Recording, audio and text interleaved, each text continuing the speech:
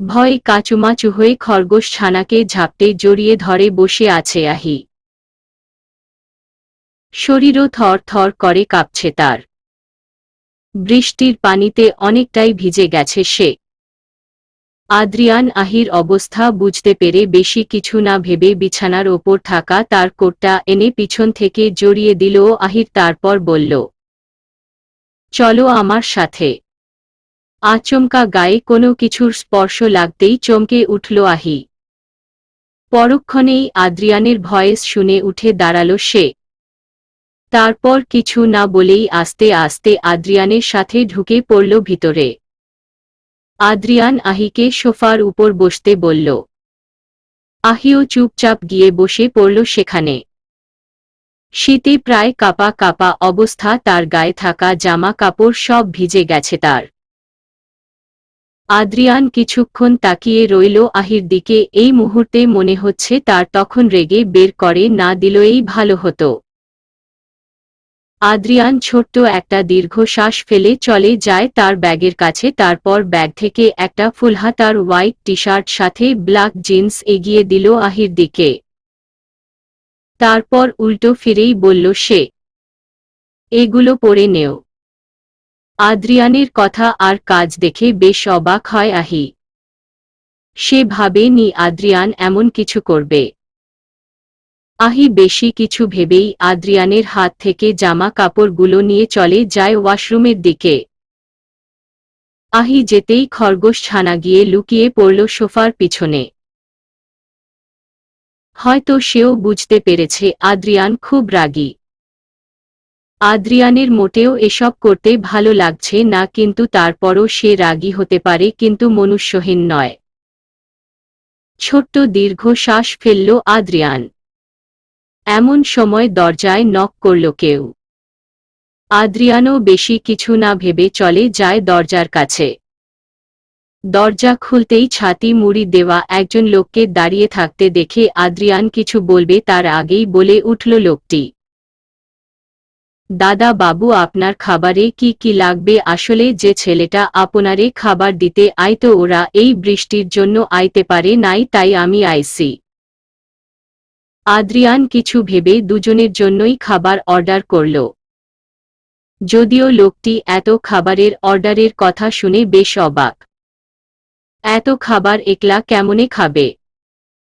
তবে আপাতত সে ব্যাপারে প্রশ্ন না করে বলে উঠল লোকটি, আচ্ছা দাদাবাবু, আমি কিছুক্ষণের মধ্যে খাওন নিয়া আইতাছি।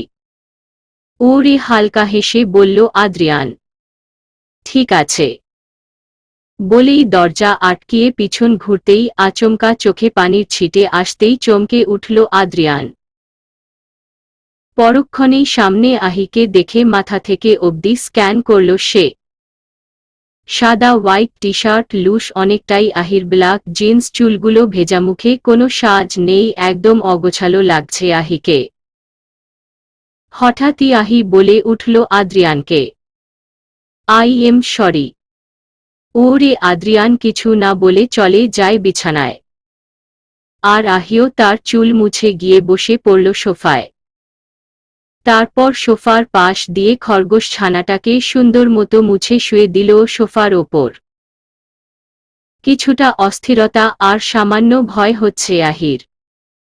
ভয়ের চোটে আদ্রিয়ানের দিকে তাকাতেও পারছে না সে। হঠাৎই আদ্রিয়ান তাকে উদ্দেশ্য করে বলে উঠল, তুমি যদি ভেবে থাকো তোমায় রুমে নিয়ে এসেছি বলে আমি তোমায় ক্ষমা করে দিয়েছি, তাহলে তুমি ভুল ভাবছ। কাল সকালে আমার ঘুম ভাঙার আগে এখান থেকে চলে যাবে, আর যাওয়ার আগে আমার শার্ট ধুয়ে দিয়ে যাবে। আদ্রিয়ানের কথা শুনে শুধু মাথা নাড়াল আহি। এমন সময় দরজায় নক করল কেউ। আদ্রিয়ান বুঝতে পেরেছে তখনকার সেই লোকটা এসেছে। আদ্রিয়ান চোখের ইশারায় আহিকে সরে যেতে বলল। আহিও বেশি কিছু না ভেবে সোফা থেকে উঠে চলে যায় একটু সাইডে। আহি সরতেই আদ্রিয়ান আসতে গিয়ে তার দরজাটা হালকা ফাঁক করে লোকটার হাত থেকে খাবার ট্রেটা নিয়ে নিল। তারপর লোকটিকে ধন্যবাদ দিয়ে দরজা বন্ধ করে দিল। আদ্রিয়ান খাবার ট্রেটা নিয়ে রাখল টেবিলের উপর, তারপর বিছানায় বসে আবারও আহিকে উদ্দেশ্য করে বলল, খেয়ে নেও। আদ্রিয়ানের এবারের কথা শুনে যেন আহি আরও চমকে গেল। হুট করে এত ভালো কিভাবে হয়ে গেল? কথাটা মাথায় আসতেই কেমন একটু লাগলো আহির। আহিকে চুপচাপ বসে থাকতে দেখে একটু রাগী কণ্ঠে বলে উঠল আদ্রিয়ান, তুমি কি বাংলা বুঝতে পারো না? খেতে বলেছি তোমায়। সাথে সাথে আহি দৌড়ে চলে যায় সোফার কাছে। তারপর এত খাবার দেখে সে বুঝতে পেরেছে আদ্রিয়ান তার জন্যই বেশি খাবার অর্ডার দিয়েছে। আহি একবার খাবারগুলোর দিকে আর একবার আদ্রিয়ানের দিকে তাকিয়ে বলল, আপনি খাবেন না? খাবো, তুমি আগে খাও। এতটুকু বলে আদ্রিয়ান তার ফোনে হাত দিয়ে বিছানায় বসে গেম খেলতে শুরু করল। আর আহিও পাল্টা কিছু না বলে আদ্রিয়ানের জন্য আলাদা আলাদা খাবার রেখে চটজলদি খেতে শুরু করল। প্রচণ্ড খিদে পেয়েছে কিনা। আহি খেতে খেতে ২-৩ বার তাকালো আদ্রিয়ানের দিকে, কিন্তু আদ্রিয়ান সেটা খেয়াল করেনি। সে তো তার মতো গেম খেলতে ব্যস্ত। এই মুহূর্তে আহি বুঝতে পেরেছে আদ্রিয়ান মানুষটা রাগী হলেও এমনিতে ভালো। হঠাৎই আকাশে খুব জোরে গর্জন দিতেই অথই ঘাবড়ে গিয়ে নীরবের হাত ধরে বসল। আর নীরবও আচমকা অথইর কাজে শুধুতে একটু চমকে উঠলেও পরক্ষণেই নিজেকে সামলে নিয়ে বলল, কুল ডাউন, ভয় পেও না, আমি তো আছি। নীরবের কথা শুনে অথই তাকালো নীরবের দিকে, তারপর বলল, আহিকে তো পাচ্ছি না, এখন কি হবে? অথইর কথা শুনে নীরবও চিন্তিত মাখা মুখ নিয়ে সোজা হয়ে দাঁড়াল, তবে কিছু বলল না। বেশ কিছুক্ষণ যাবতই তারা খুঁজে চলছে আহিকে, কিন্তু আশেপাশে কোথাও খুঁজে পাচ্ছে না তারা। হুট করে কোথায় হারিয়ে গেল আহি, এটা ভাবতেই ভীষণ খারাপ লাগছে। অথইর সাথে কান্না পাচ্ছে তার। আহিকে কাঁদতে দেখে নীরব অথইর দিকে ঘুরে বলল, আরে তুমি কাঁদছো কেন? দেখবে আমরা ঠিক খুঁজে পাবো। হয়তো বৃষ্টি দেখে ও কোথাও দাঁড়িয়ে পড়েছে। নীরবের কথা শুনে অথই শুধু ছলছল চোখে তাকালো অথইর দিকে। নীরব অথইর চোখের পানি মুছে দিয়ে বলল, ডোন্ট ওয়ারি। এমন সময় সেখানে উপস্থিত হল রিনি আর সোহান। ওদের দেখেই বলে উঠল নীরব, কি হলো, কোনো খোঁজ পেলি আহির? ও রে না, বোধক মাথা নাড়াল সোহান আর রিনি। ওদের কথা শুনে নীরব কিছু না বলে ছাতা থেকে বেরিয়ে গেল। এমনিতেও তারা ভিজে গেছে। নীরব আশেপাশে তাকিয়ে বলে উঠল, কোথায় হারিয়ে গেলি তুই আহি?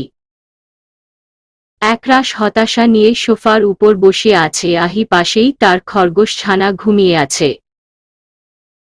আহি বুঝতে পারছে না এখন সে কোথায় ঘুমাবে। তার ওপর সকালে তাড়াতাড়ি ঘুম থেকে উঠে পড়ায় এখন প্রচণ্ড ঘুম পাচ্ছে তার। সোফার উপর ঘুমাবে সেটাও হবে না, কারণ দুটো এক, সোফাটা সাইজে ছোট আর দুই, আহি ঘুমাতে পারে না সোফাতে। তাই একরাশ হতাশা নিয়েই বসে আছে সে। হঠাৎই আদ্রিয়ান বলে উঠল, ওইখানে আলমারির ভিতর চাদর আর কাঁথা আছে, ওগুলো নিয়ে যেন ঘুমানো হয়। আদ্রিয়ানের কথা শুনে শুরুতে একটু চমকে উঠলেও পরক্ষণেই নিজেকে সামলে নিল সে। তবে কিছু না বলেই এগিয়ে গেল সে আলমারির দিকে। তারপর চাদর আর কাঁথা বের করে আদ্রিয়ানের খাটের পাশ দিয়ে নিচে চাদর পেতে শুতে নিল আহি। আহিকে শুতে দেখতেই আদ্রিয়ান তার বিছানার পাশে থাকা বালিশটা রাখল নিচে। তারপর আর কি, আহিও বেশি কিছু না ভেবে কাঁথা মুড়ি দিয়ে শুয়ে পড়ল নিচে। আর আদ্রিয়ান কিছুক্ষণ গেম খেলে, সেও শুয়ে পড়ল খাটে। আজ আর কিছু খেতে ইচ্ছে করছে না তার। নিমিষেই চোখ দুটো বুজে ফেলল আদ্রিয়ান। বাহিরে মুষলধারে বৃষ্টি হচ্ছে, মনে হয় না আজ রাতে এই বৃষ্টি থামবে বলে। ঘড়ির কাঁটায় তখন প্রায় রাত 11টা ছাড়িয়ে গেছে। নীরবদের রুমে বসে আছে অথই, রিনি, মীরা, সোহান, শরীফ আর সুজন। সবার মুখেই চিন্তার ছাপ।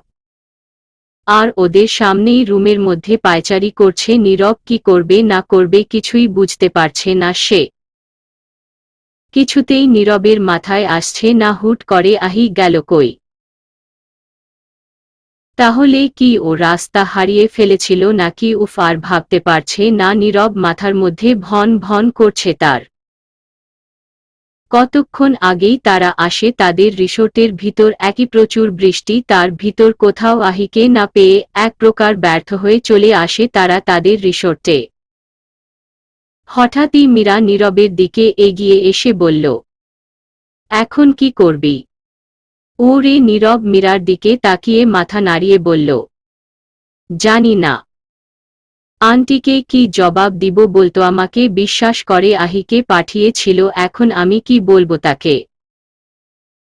নীরবের কথা শুনে মীরা ছলছল চোখে নীরবের দিকে তাকিয়ে ওর হাত ধরে বলল, টেনশন নিস না, দেখবি কাল সকালের মধ্যেই আহি চলে আসবে, হয়তো বৃষ্টির জন্য কোথাও আটকে পড়েছে। ওরে নীরব কিছু বলল না। একরাশ অস্থিরতা আর চিন্তিত মাখা মুখ নিয়ে বেরিয়ে গেল সে রুম থেকে। আর বাকি সবাইও চুপচাপ বসে রইল রুমে মধ্যে। সবাই বেশ চিন্তিত আহির জন্য, সবাই এই মুহূর্তে এই দোয়াই করছে আহির যেন কোনো বিপদ না হয়। ঘড়িতে তখন একটার কাঁটায় ছুঁই ছুঁই। বিছানায় আদ্রিয়ান আর নিচে বেঘরে ঘুমাচ্ছিল আহি। বাহিরেই আকাশে তুমুল বেগে গর্জন দিচ্ছে, সাথে বিদ্যুৎ চমকাচ্ছে। বৃষ্টির শব্দে পুরো চারপাশ ঝনঝন করছে। এর মাঝেই বিছানায় আদ্রিয়ানের ঘুমের ঘোরে আবারও তাকে দুঃস্বপ্নে আঁকড়ে ধরল।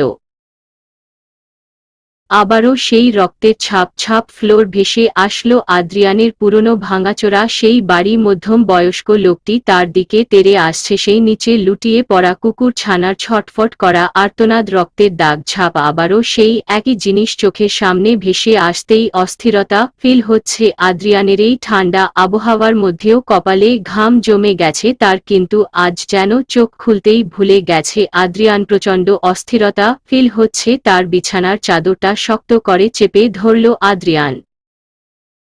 ঘুমের ঘোরেই বলে উঠল সে, প্লিজ আমায় মেরো না। হঠাৎই কানে অস্পষ্টনীয় কিছু ধ্বনি কানে আসতেই আহির ঘুম ভেঙে গেল। আশেপাশে তাকিয়ে উঠে বসল সে। হঠাৎই আদ্রিয়ানের দিকে তাকাতেই আদ্রিয়ানকে ছটফট করতে দেখে চমকে উঠল আহি। কোনো কিছু না ভেবেই সে চলে যায় আদ্রিয়ানের কাছে, তারপর বলে উঠল, কি হলো আপনার, এমন করছেন কেন? কিন্তু আহির কথা যেন কান অবধি পৌঁছাচ্ছে না আদ্রিয়ানের। আদ্রিয়ানের ছটফটানি যেন আরও বেড়ে গেল। আদ্রিয়ানের কাজে প্রচণ্ড ঘাবড়ে যায় আহি। এখন কি করবে সে? আহি আদ্রিয়ানের কাছে এগিয়ে গিয়ে পাশে বসে বলল, কি হলো, কথা বলছেন না কেন? এত ভয় কেন পাচ্ছেন? কে মারবে আপনাকে? হঠাৎই কি হলো? ঘুমের ঘোরে আদ্রিয়ান ভয় পেয়ে জড়িয়ে ধরল আহিকে। আদ্রিয়ানের কাজে চমকে উঠল আহি, কিন্তু কিছু বলতে পারল না। অন্যদিকে আদ্রিয়ান আহির বুকে মাথা রাখতেই কিছু একটা ফিল হলো তার। সেই চেনা এক গ্রান, চেনা এক স্পর্শ যেন ছুঁয়ে দিল তাকে। অল্প বয়সী একটা বাচ্চা মেয়ে, গোলাপি রঙের ফ্রক পরনে, তার হাত পা তারও বাঁধা। আর কিছু ভাবতে পারল না আদ্রিয়ান। আহিকে জড়িয়ে ধরতেই ধীরে ধীরে যেন তার ছটফটানি কমে যেতে লাগল। আদ্রিয়ান ঘুমের ঘোরেই আর একটু শক্ত করে জড়িয়ে ধরল আহিকে।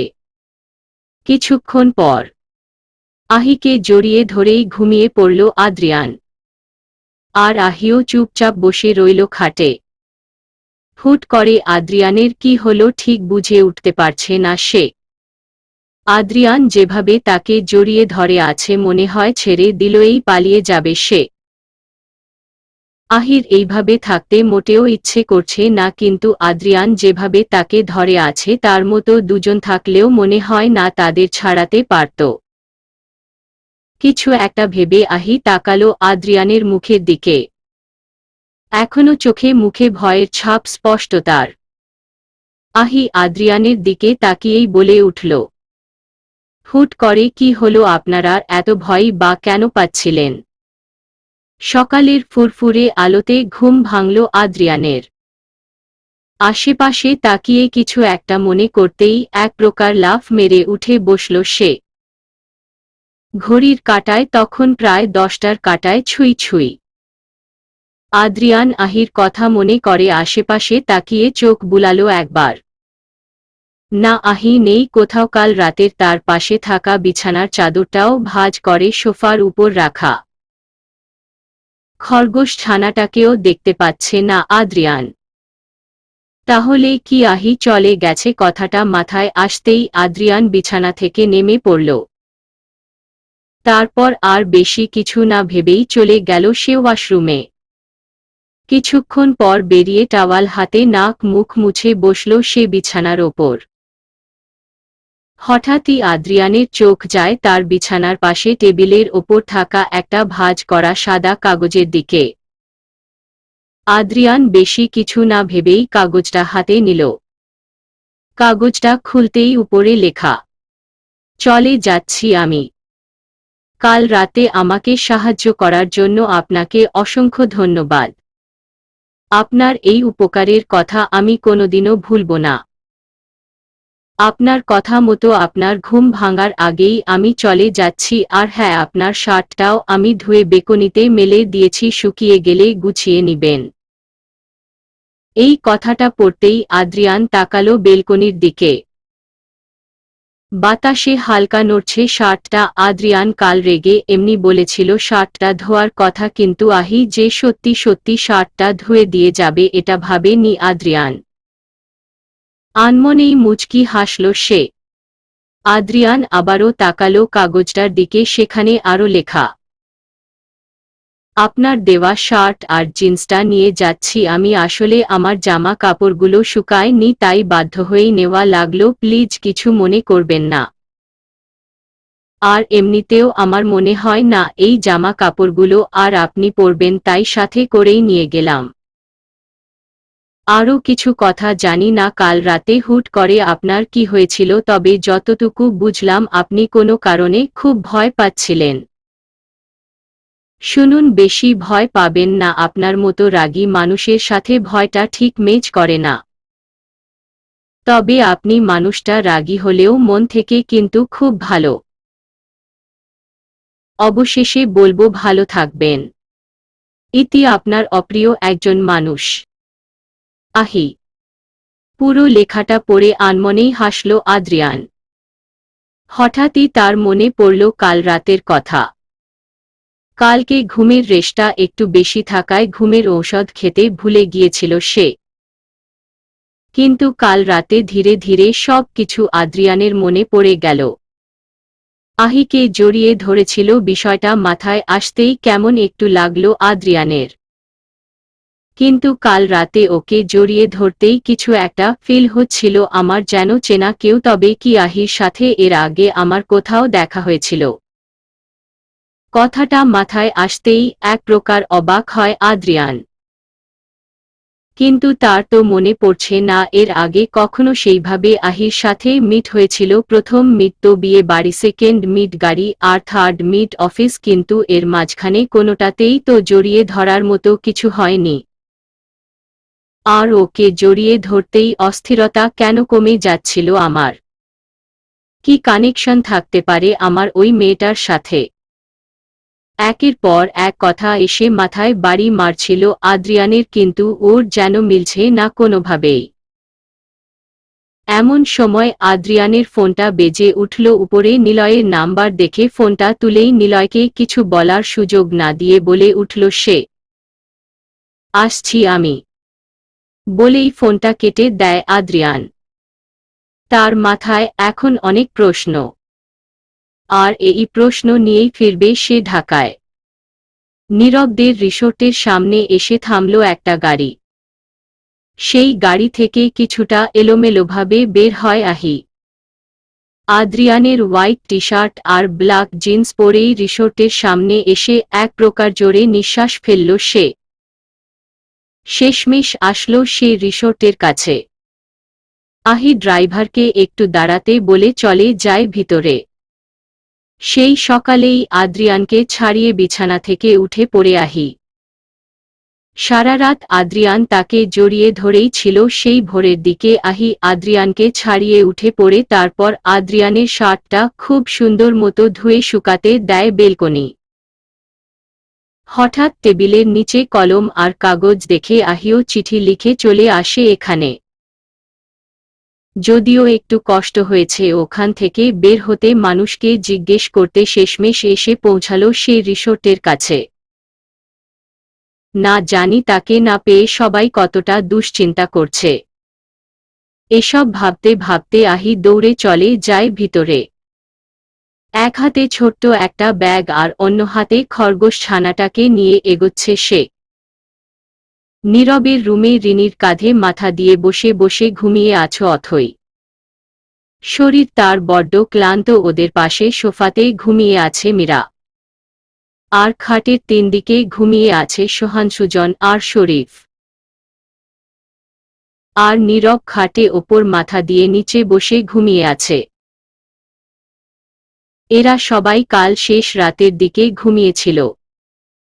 হঠাৎই নীরবের আহি কথা মনে পড়তেই এক প্রকার লাফ মেরে উঠল সে। তারপর চটজলদি নিজের চোখের চশমাটা ঠিক করে উঠে দাঁড়াল সে। আহিকে খুঁজতে হবে যে, এই ভেবে একে একে সবাইকে ডাকল সে।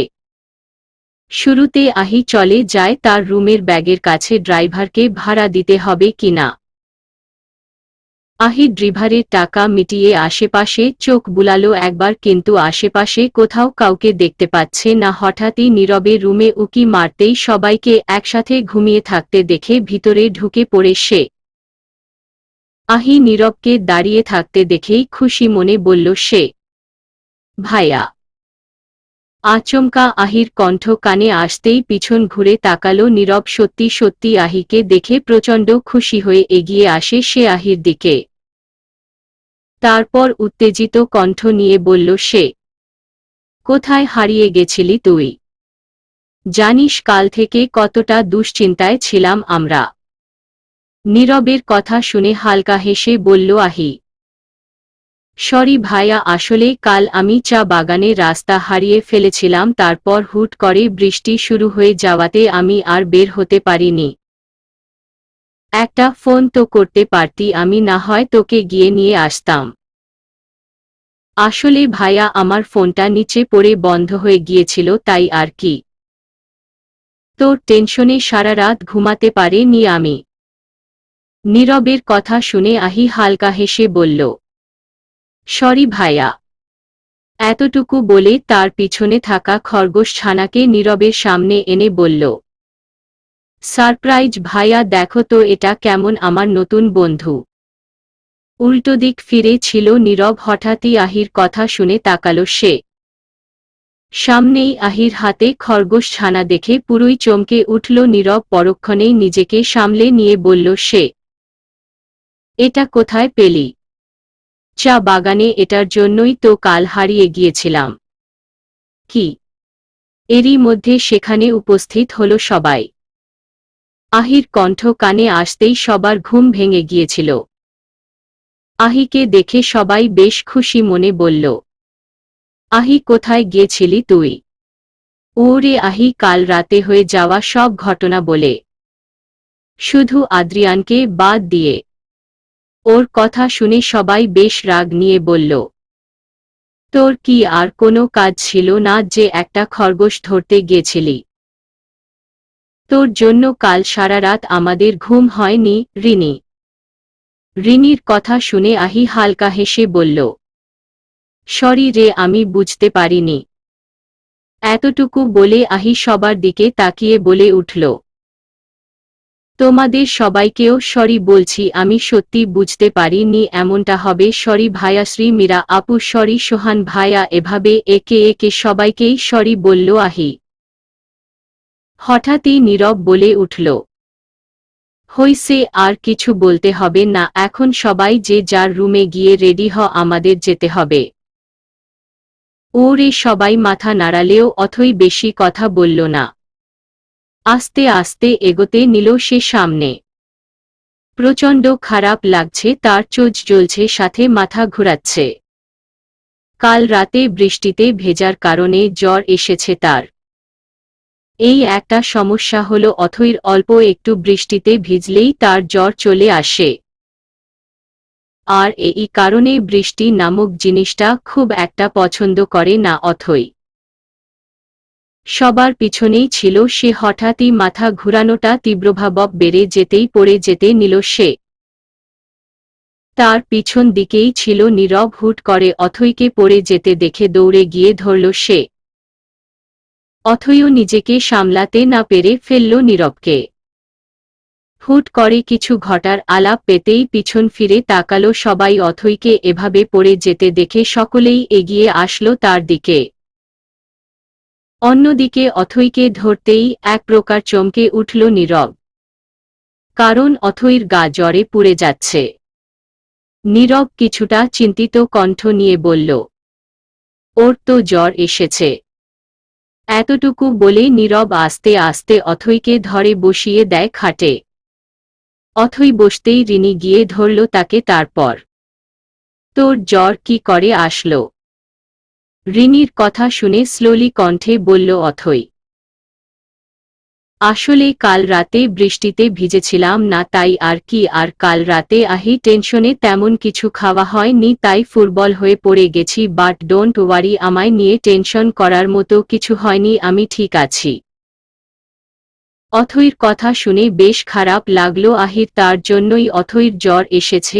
অথৈর পাশ দিয়ে বসে মাথা নিচু করে বলল, আই এম সরি আমার জন্য তোর। আর কিছু বলার আগেই অথৈ বলে উঠল, আর কিছু বলতে হবে না, আমি ঠিক আছি। বলেই উঠতে যেতেই আবারও পড়ে যেতে নিল সে। সাথে সাথে এসে ধরল তাকে। তারপর বলল, তুই তো হাঁটতেই পাচ্ছিস না, বাড়ি যাবি কি করে? কথা শুনে নীরব বলে উঠল, আজকে দিনটা কি তবে এখানে থেকে যাবি? নীরবের কথা শুনে অথৈ নীরবের দিকে তাকিয়ে বলল, না না, তার প্রয়োজন হবে না। অথৈর কথা শুনে বলে উঠল, কিন্তু। অথৈ ছলছল চোখে আহির দিকে তাকিয়ে বলল, কোনো কিন্তু নয়, কিছু হয়নি আমার। আমায় ধর আর চল, বাড়ি ফিরতে হবে তো নাকি? অথৈর কথা শুনে আর জোর করল না কেউ। তারপর রিনি তাকে ধরে চলল তাদের নিজেদের গন্তব্যের দিকে। এইবার আর ট্রেন নয়, বাসে করে ঢাকাতে ফিরবে তারা। অতঃপর সিলেটের শ্রীমঙ্গলের মায়া ত্যাগ করে চলল সবাই। বাসে বসে আছে অথৈ, নীরব, রিনি, মীরা আর সুজন। বাকি দুজন গেছে একটু বাহিরে। আর কিছুক্ষণের মধ্যেই তাদের বাস ছাড়বে। কাঁধে মাথা দিয়ে বসে আছে অথৈ। শরীর প্রচণ্ড খারাপ তার, যদিও আসার সময় সে ঔষধ খেয়েছিল। এরই মধ্যে সেখানে হাতে 7 রঙের চা নিয়ে হাজির সোহান আর শরীফ। এটা আনতেই তারা গিয়েছিল বাহিরে। সিলেট আসলো কিন্তু 7 রঙের চা খেলো, বিষয়টা মোটেও মানাচ্ছে না। সোহান সবার হাতে 1 কাপ করে চা দিল, অথৈকেও দিল। তারপর আর কি, বাসের মধ্যে বসেই ক্যাফের মজা নিয়ে নিল তারা। কিছুক্ষণের মধ্যে বাস তাদের চলতে শুরু করল আপন গতিতে। বাস চলতেই যে যার নিজেদের সিটে বসে রইল চুপচাপ। বেশ মজাই করেছে তারা এই দুজন। সেই স্মৃতি নিয়েই ফিরবে তারা নিজেদের বাড়িতে। তবে এসবের মধ্যে নীরবের নজর শুধু অথৈর দিকেও। মেয়েটা এমনিতেই চুপচাপ, কিন্তু এখন যেন বেশি চুপচাপ লাগছে নীরবের। ভালো লাগছে না তার। প্লেনের জানালার পাশে বসে আছে আদ্রিয়ান। মাথার তার একটাই প্রশ্ন, সাথে কি এমন কানেকশন থাকতে পারে তার, যার কাল রাতে ওকে জড়িয়ে ধরতেই সব অস্থিরতা চলে যাচ্ছিল তার। আর ভাবল না আদ্রিয়ান। মাথা কাজ করা এক প্রকার বন্ধ করে দিয়েছে তার, সাথে কেমন অগোছালো লাগছে নিজেকে। এমন সময় তার ভাবনার মাঝখানে একটা মেয়ে এসে বলল, এক্সকিউজ মি, আপনি কিছু মনে না করলে আপনার উইন্ডোজ সিটে কি আমি বসতে পারি? কিছুটা অবাক দৃষ্টিতে তাকিয়ে আছে আদ্রিয়ান সামনের মেয়েটির দিকে। মেয়েটি তাকে কি বলল ঠিক বুঝে উঠতে পারল না আদ্রিয়ান। আসলে সে আহিকে নিয়ে এতটাই ভাবনায় মগ্ন ছিল যে সামনের মেয়েটির কথা ঠিক মতো শুনতে পায়নি। আদ্রিয়ানকে চুপচাপ বসে থাকতে দেখে আবারও বলে উঠল মেয়েটি, আপনি হয়তো আমার কথাটা ঠিকভাবে বুঝতে পারেননি। মেয়েটির এবারের কথা শুনে কিছুটা বিষণ্ণতা নিয়ে মাথা নাড়াল আদ্রিয়ান। আদ্রিয়ানকে মাথা নাড়াতে দেখে কিছুটা নিরাশ হয়ে বলল মেয়েটি, আসলে আমার না উইন্ডোজ সিট ছাড়া বসতে প্রচুর প্রবলেম হয়, কিন্তু আজ সবগুলো উইন্ডোজ সিট ফুল হয়ে গেছে, তাই বলছিলাম আপনি কিছু মনে না করলে আপনার সিটে আমি বসতে পারি, আপনার পাশের সিটটাই আমার। এরই মধ্যে মাইকে অ্যানাউন্সমেন্ট করা হলো আর কিছুক্ষণের মধ্যেই প্লেন ঢাকা যাওয়ার উদ্দেশ্যে পাড়ি জমাবে আকাশপথে। অ্যানাউন্সমেন্ট শুনতাই আরও ঘাবড়ে গেল প্রীতি। বেশ অনুরোধের স্বরে বলল সে,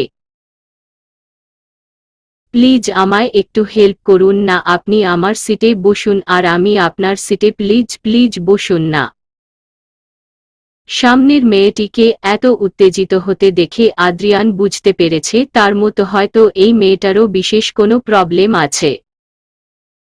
আদ্রিয়ান বেশ নীরবতার কণ্ঠ নিয়ে বলল, কুল ডাউন মিস, এত উত্তেজিত হওয়ার মতো কিছু হয়নি, বসুন আমার সিটে।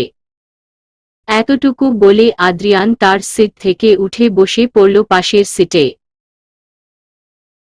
আদ্রিয়ান বসতেই মেয়েটি খুশি হয়ে বলল, থ্যাংক ইউ বলেই তাড়াতাড়ি বসে পড়ল সে। তারপর সিট বেল লাগিয়ে হাতে একটা লেবু নিয়ে বসে রইল আর কিছুক্ষণ পর পর বোতল দেখে পানি খেতে লাগল সে। মেয়েটির এমন কাজ দেখে আদ্রিয়ানের বেশ মজা লাগছিল। আনমনে হেসে ফেলল সে। আদ্রিয়ানকে হাসতে দেখে বলে উঠল প্রীতি, একদম হাসবেন না, আমার একটু প্রবলেম আছে তাই আর কি। বলেই উল্টো দিক ঘুরে তাকিয়ে রইল মেয়েটি।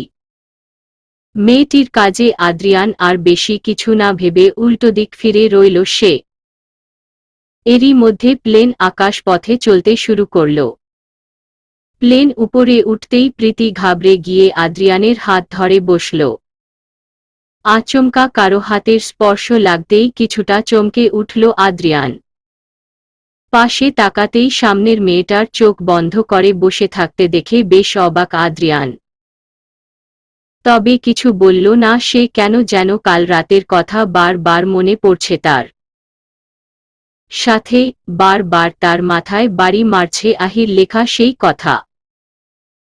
শুনুন, বেশি ভয় পাবেন না, আপনার মতো রাগী মানুষের সাথে ভয়টা ঠিক ম্যাচ করে না। তবে আপনি মানুষটা রাগী হলেও মন থেকে কিন্তু খুব ভালো। আনমনেই হেসে উঠল আদ্রিয়ান, তারপর তার পাশে থাকা মেয়েটির হাতে দুবার টাচ করে বলল, ডোন্ট ওয়ারি, কিছু হবে না। আদ্রিয়ানের কথা শুনে যেন প্রীতির হালকা ভয়টা কমে আসল। আস্তে আস্তে নিজেকে শান্ত করতে লাগল সে। প্লেনে উঠতে ভীষণ ভয় প্রীতির, সে চায়নি আজ এই প্লেনে যেতে, কিন্তু তার ভাইয়ের জোরাজোরিতে এক প্রকার বাধ্য হয়েই এসেছিল সে। বলতেই প্লেন আকাশ পথে ভাসতে শুরু করল। প্লেন আকাশ পথে ভাসতেই ধীরে ধীরে প্রীতি নিজেকে সামলে নিল। তৎক্ষণাৎ সে যে আদ্রিয়ানের হাত ধরে আছে বিষয়টা মাথায় আসতেই ছেটকে দূরে সরে গেল সে। তারপর মাথা নিচু করে বলল, সরি এন্ড থ্যাংক ইউ। মেয়েটির কথা আর কাজ দেখে হালকা হেসে বলল আদ্রিয়ান, ম্যানশন নট। বলেই নিজেকে ঠিক করে বসল সে। প্রীতি কিছুক্ষণ তাকিয়ে রইল আদ্রিয়ানের মুখের দিকে, তারপর আর বেশি কিছু না ভেবে মুচকি হেসে তাকালো সে বাহিরের দিকে। সাদা মেঘেদের মাঝে যেন ভাসছে উড়ন্ত ভেলা। আনমনেই হাসল প্রীতি। হঠাৎই আদ্রিয়ানের দিকে তাকিয়ে নিজের হাতটা বাড়িয়ে দিয়ে বলল সে। হ্যালো, আমি প্রীতি। বাসে জানালার পাশে বসে আছে আহি। মাথার ভিতর আদ্রিয়ানের সাথে ঘটে যাওয়া ঘটনাগুলো বার মনে পড়ছে তার। এতদিন মনে মনে কতই না গালাগালি করত সে আদ্রিয়ানকে, কিন্তু কাল বুঝল সে যতটা খারাপ ভেবেছিল তার একটুও খারাপ সে নয়, হয়তো একটু রাগী, কিন্তু মানুষটা খুব ভালো। আনমনেই হেসে উঠল আহি। হঠাৎই পাশে অথই হালকা নড়ে উঠতেই নিজের ভাবনা থেকে বের হল আহি। অথইর মাথাটা আর একটু নিজের কাঁধের ওপর রেখে চুপচাপ তাকিয়ে রইল সে বাহিরের দিকে। কয়েক ঘণ্টা পর আহিদের বাস এসে থামল ঢাকা বাস স্ট্যান্ডের সামনে। বাস থামতেই একে একে নামতে লাগল সবাই। সেই মুহূর্তেই আহির ডাকল অথইকে। পুরো রাস্তাটা সে আহির কাঁধে ঘুমিয়েই কাটাল। হঠাৎই আহির কণ্ঠ কানে আসতেই আস্তে আস্তে চোখ তুলে তাকাল অথই। তারপর নীরব কণ্ঠে বলল সে, আমরা কি চলে এসেছি?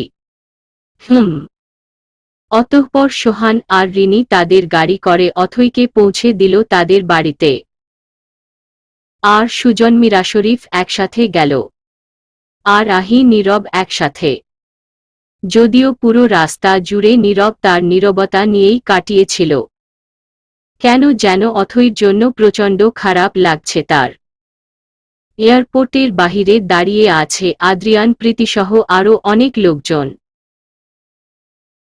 কিছুক্ষণ আগেই তাদের প্লেন এসে থামল এয়ারপোর্টের সামনে।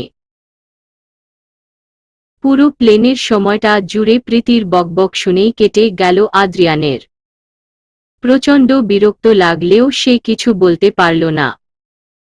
কেন যেন এই মেয়েটার কাছে নিজেকে রাগী প্রমাণিত করতে চায়নি আদ্রিয়ান। এরই মাঝে প্রীতির ফোনটা বেজে উঠল। গাড়ি চলে এসেছে তার। প্রীতি তার ফোনটা কেটে আদ্রিয়ানকে উদ্দেশ্য করে বলল, thank you so much Adrian, and nice to meet you. আমাকে যেতে হবে, আমার গাড়ি চলে এসেছে। ওরে হালকা হেসে বলল Adrian. Same to you and by.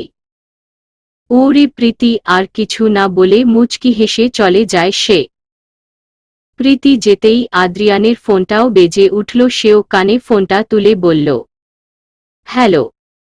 Calling bell বাজতেই Ahir মা এসে দরজা খুলে দিল। আহিও ঝাপটে তার মাকে জড়িয়ে ধরে বলল, কেমন আছো মা? ভালো, তুই? ভালো। আমি আমার রুমে গেলাম। আমায় 1 ঘন্টার আগে ডাকবে না, আমি ঘুমাবো। কেন, কাল সারা রাত ঘুমাসনি নাকি? মায়ের কথা শুনে আহির মনে পড়ে গেল কাল রাতের কথা। তবে আপাতত সেটা নিয়ে বেশি না ভেবে মায়ের প্রশ্নের জবাব না দিয়ে চলে যায় সে তার রুমে। তারপর ব্যাগটাকে কোনোরকম টেবিলের উপর রেখে ধপাস করে বিছানায় শুয়ে পড়ল আহি। এতক্ষণ সবাই তাকে জড়িয়ে ধরে ঘুমিয়েছে, এখন সে কোলবালিশকে জড়িয়ে ধরে ঘুমাবে ভেবেই ঘুমিয়ে পড়ল আহি। রৌদ্রময়ী দুপুরে কড়া রোদ্দুরে চিক চিক করছে চারপাশ। সাথে চারদিক দিয়ে বয়ে আসছে অল্প স্বল্প বাতাস। মাথার উপর গোল হয়ে ঘুরছে সিলিং ফ্যান। সাদা জানালার সাদা পর্দাগুলোও উঠছে বারংবার। আজ আবার যেন জীবন্ত হলো সবকিছু। আহির দুদিনের শূন্যতায় এরা যেন নিশ্চুপ হয়ে গিয়েছিল একদম। এসব এর মাঝে আহির রুমের ঘুর ঘুর করছে আহির আনা সেই ছোট্ট খরগোশ ছানা। হয়তো নতুন পরিবেশে নিজেকে সাজাচ্ছে সে। কেন সে অফিসে নিজের রুমে বসে আনমনেই কথাটা বলে উঠল আদ্রিয়ান।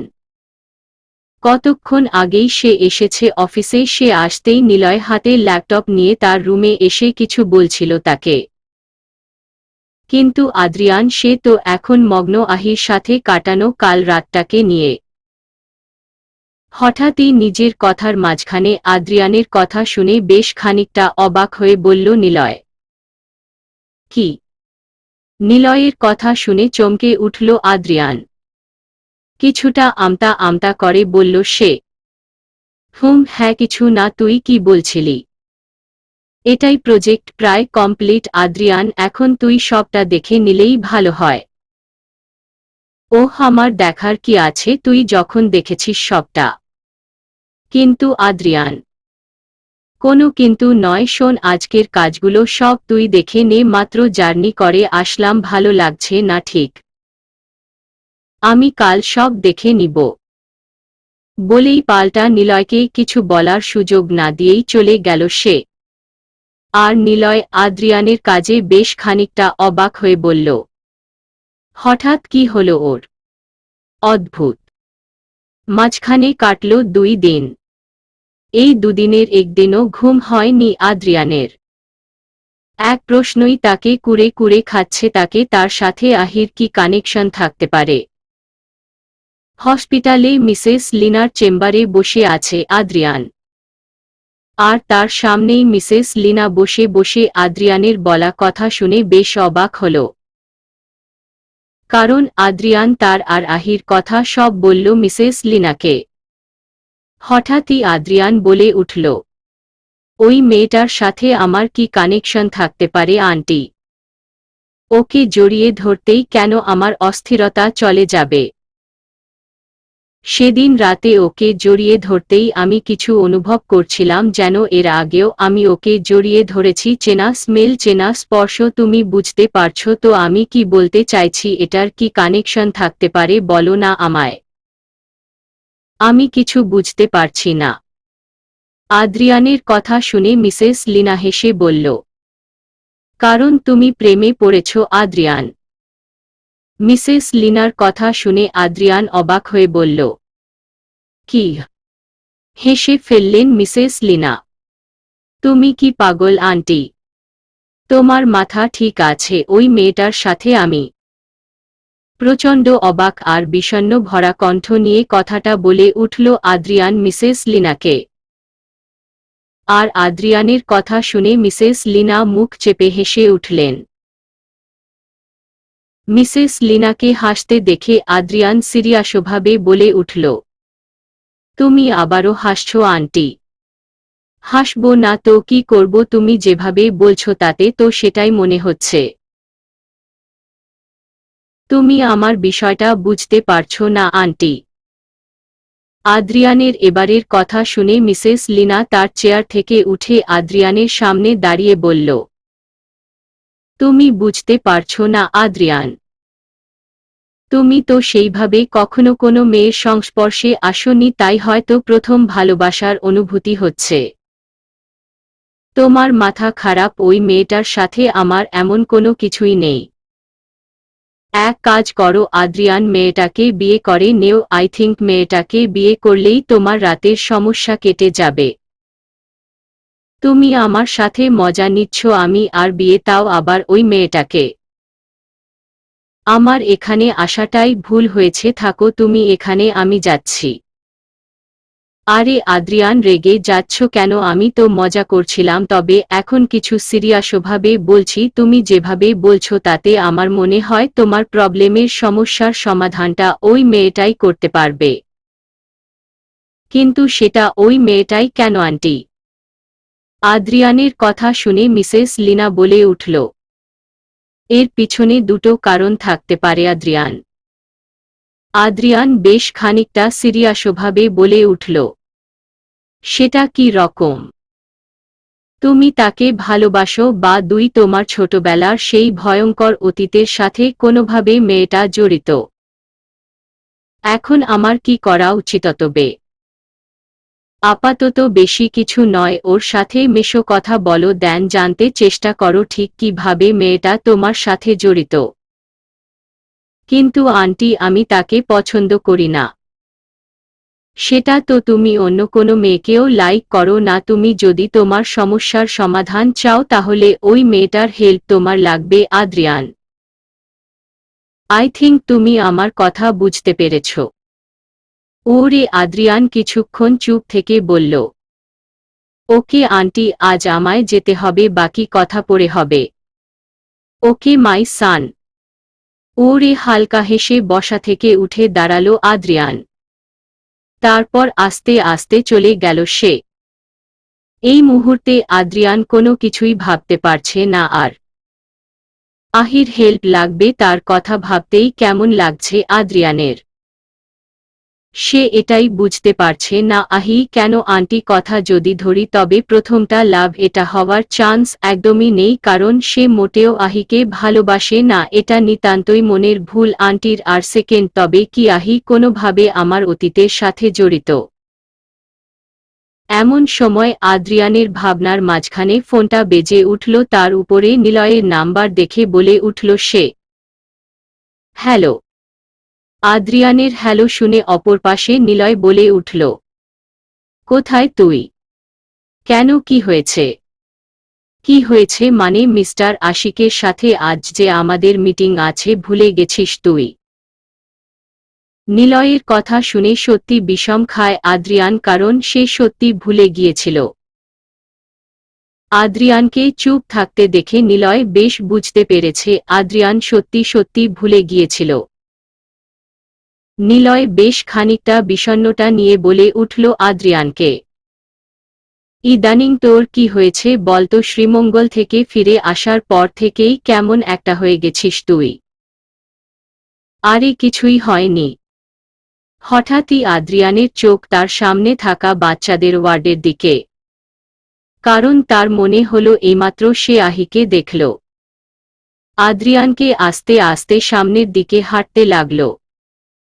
আর এদিকে আদ্রিয়ানকে চুপ থাকতে দেখে বলে উঠল নিলয়, কি হলো আবার, কথা বলছিস না কেন?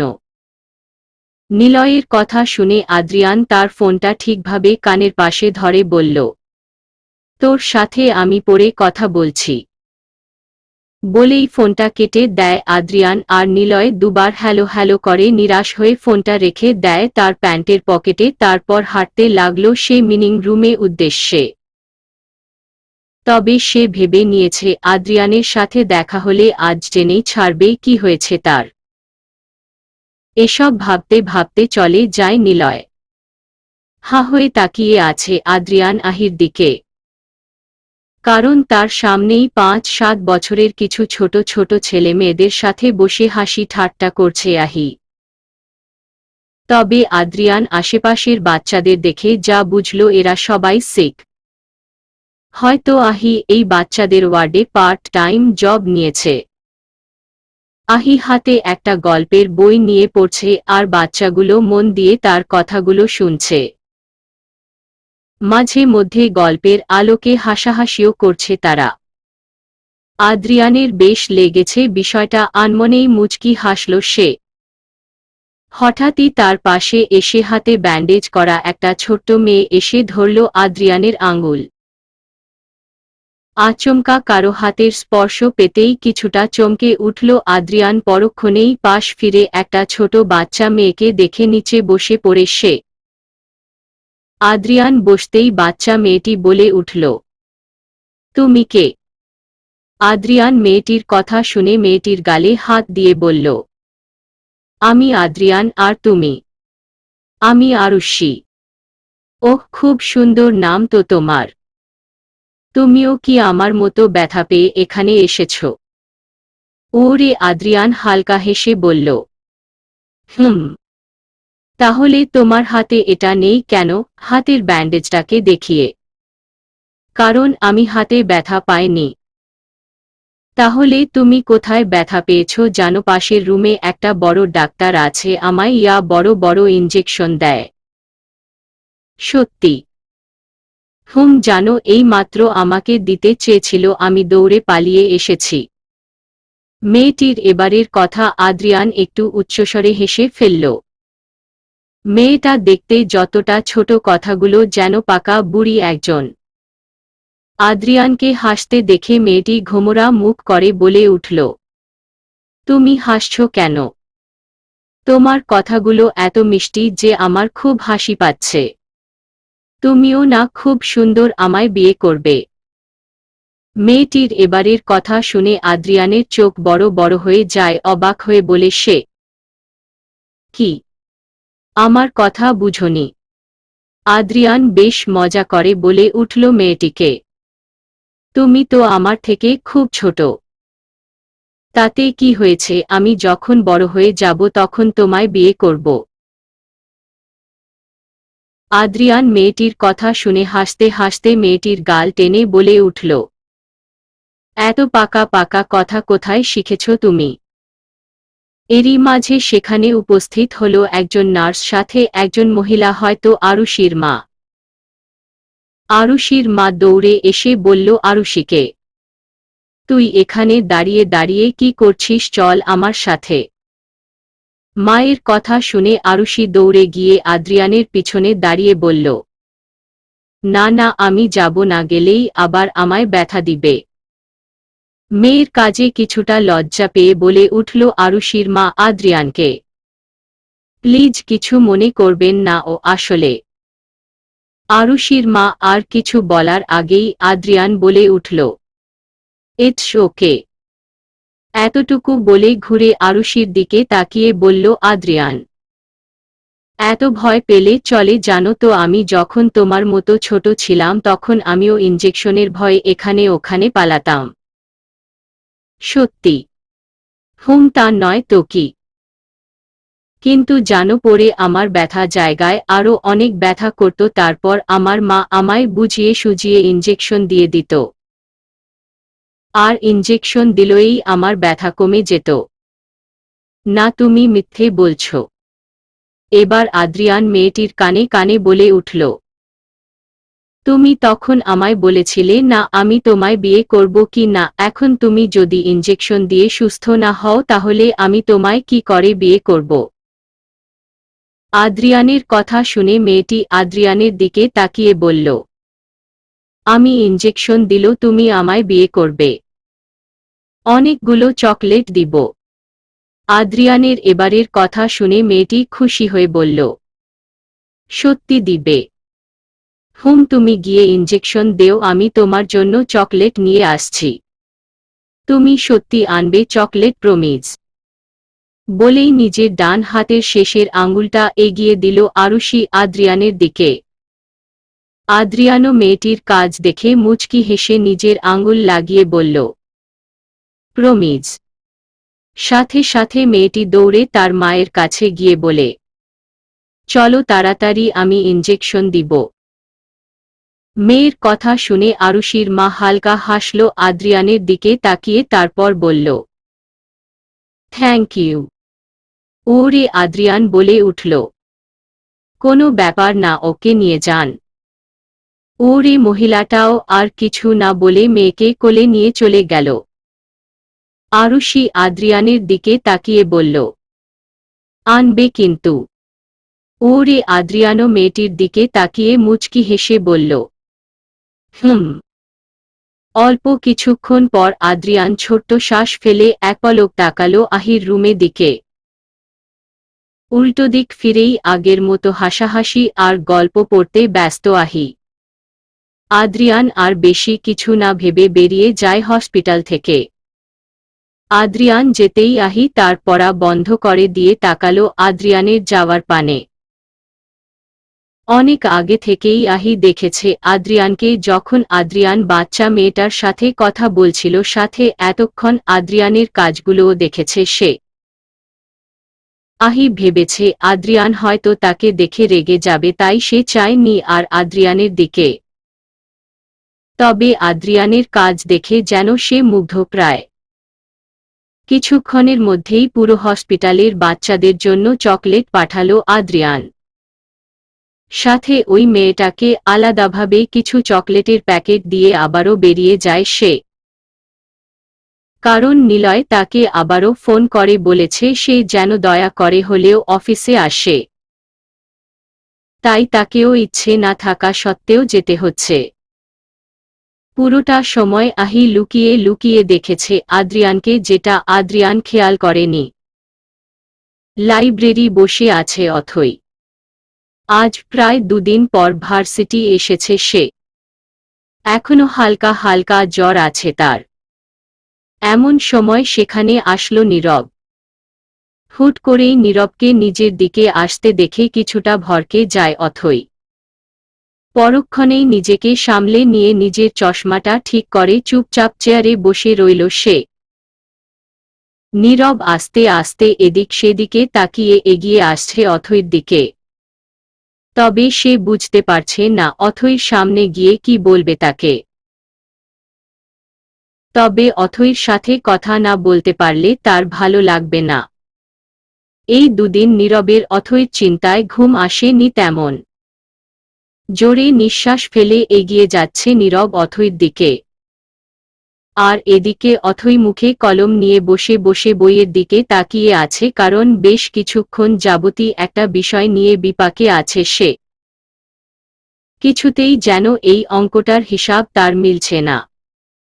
কিছুক্ষণ বই আর কিছুক্ষণ খাতার দিকে তাকাচ্ছে সে। এরই মধ্যে সেখানে হাজির হল নীরব। নীরবকে দেখে অথৈ তাকালো নীরবের দিকে। অথৈকে নিজের দিকে তাকাতে দেখে নীরব কিছুটা অস্থিরতা নিয়ে বলে উঠল, তুমি কেমন আছো এখন? পুরোপুরি সুস্থ তো? জ্বর সেরেছে তোমার? নীরবের কথা শুনে অথৈ মুচকি হেসে বলল, জি আলহামদুলিল্লাহ ভালো। ওহ, তা আহি কোথায়? আমি আসলে ওকে খুঁজতেই এসেছিলাম। ওহ, কিন্তু আহি তো এখানে নেই। ও তো এখনো ভার্সিটির আসেনি। ওহ, আর রিনি? জি আসছে, কিন্তু এখানে নেই, একটু বাহিরে গেছে। ওহ, হুম। এতটুকু বলে অথৈ আবারও মনোযোগ দিল পড়ার দিকে। কিন্তু এবারও ব্যর্থ সে, কিছুতেই যেন জিনিসটা মাথায় আসছে না তার। নিজের কাজে নিজেই চরম অবাক অথৈ, যেখানে এতদিন এত বড় বড় সমস্যার সমাধান করে সেখানে আজ সামান্য একটা জিনিসের সমাধান করতে পারছে না। অথৈ তার চোখের চশমাটা আরেকবার ঠিক করে তাকিয়ে রইল নিচের দিকে। বেশ বিরক্ত লাগছে তার। অথৈকে দেখে কেমন একটু লাগতেই নীরব বলে উঠল, অ্যানিওয়াই প্রবলেম। নীরবের কথা শুনে আনমনেই বলে উঠল অথৈ, কি হয়েছে? এই জিনিসটা কিছুতেই আমার মাথায় আসছে না। অথৈর কথা শুনে নীরব একটুখানি উকি মেরে দেখল অথৈর খাতা আর বইটা, তারপর বলল সে, এটা তো একদম সহজ। নীরবের কথা শুনে অথৈ নীরবের দিকে তাকিয়ে বলল, কিভাবে? এরপর নীরব অথৈর দিকে তাকিয়ে জিনিসটা বোঝাতে শুরু করল।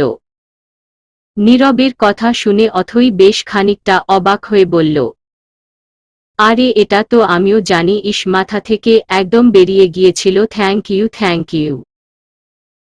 ইটস ওকে, আর কোনো প্রবলেম থাকলে বলতে পারো, আমি সলভ করার চেষ্টা করব।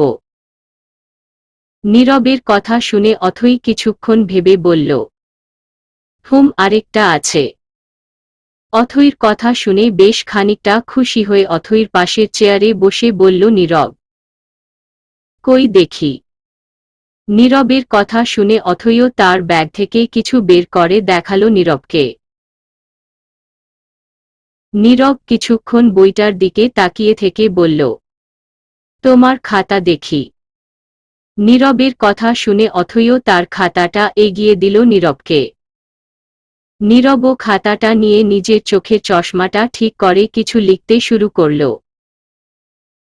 আর অথৈ শুধু তাকিয়ে রইল নীরবের লেখার দিকে। নীরব কিছুক্ষণের মধ্যে তার লেখা শেষ করে বুঝাতে লাগল অথৈকে, আর অথৈও মন দিয়ে নীরবের মুখের দিকে তাকিয়ে মনোযোগ সহকারে শুনতে লাগল সবটা। কে জানে, হয়তো এখান থেকেই শুরু হবে নতুন কোনো অনুভূতির সূচনা। বিকেলে অফিস সেরে গাড়ি ড্রাইভ করে যাচ্ছে আদ্রিয়ান। কোথায় যাচ্ছে নিজেও জানে না। মাথায় তার একটাই প্রশ্ন, আহির সাথে তার কি কানেকশন আছে বা কি কানেকশন থাকতে পারে। এই প্রশ্নের উত্তর যতক্ষণ না সে পাবে ততক্ষণ তার শান্তি মিলবে না। আদ্রিয়ান কথাগুলো ভাবছে আর কিছুটা অন্যমনস্ক হয়ে ড্রাইভ করছে। হঠাৎই তার গাড়ির সামনে একটা ছোট্ট বাচ্চা ছেলে আসতেই জোরে ব্রেক কষল আদ্রিয়ান। একটুর জন্য ছেলেটাকে মেরে দেয়নি সে। আদ্রিয়ান চটজলদি গায়ের সিট ব্লেডটা খুলে দৌড়ে বেরিয়ে আসলো ছেলেটার কাছে, তারপর বলল, ঠিক আছো তুমি? এইভাবে কেউ গাড়ির সামনে আসে? আদ্রিয়ানের কথা শুনে ছেলেটি চুপ করে রইল, হয়তো ভয় পেয়েছে খুব। এরই মধ্যে সেখানে উপস্থিত হল একজন মহিলা, হয়তো ছেলেটির মা। উনি তার বাচ্চাকে ধরে বলে উঠল, কতবার বলেছি এভাবে রাস্তার মাঝখানে দৌড়াবে না, আজ একবার তোমার বাবা আসুক। বলেই বুকের সাথে জড়িয়ে ধরল ছেলেটির মা। আদ্রিয়ান শুধু তাকিয়ে রইল তাদের দিকে।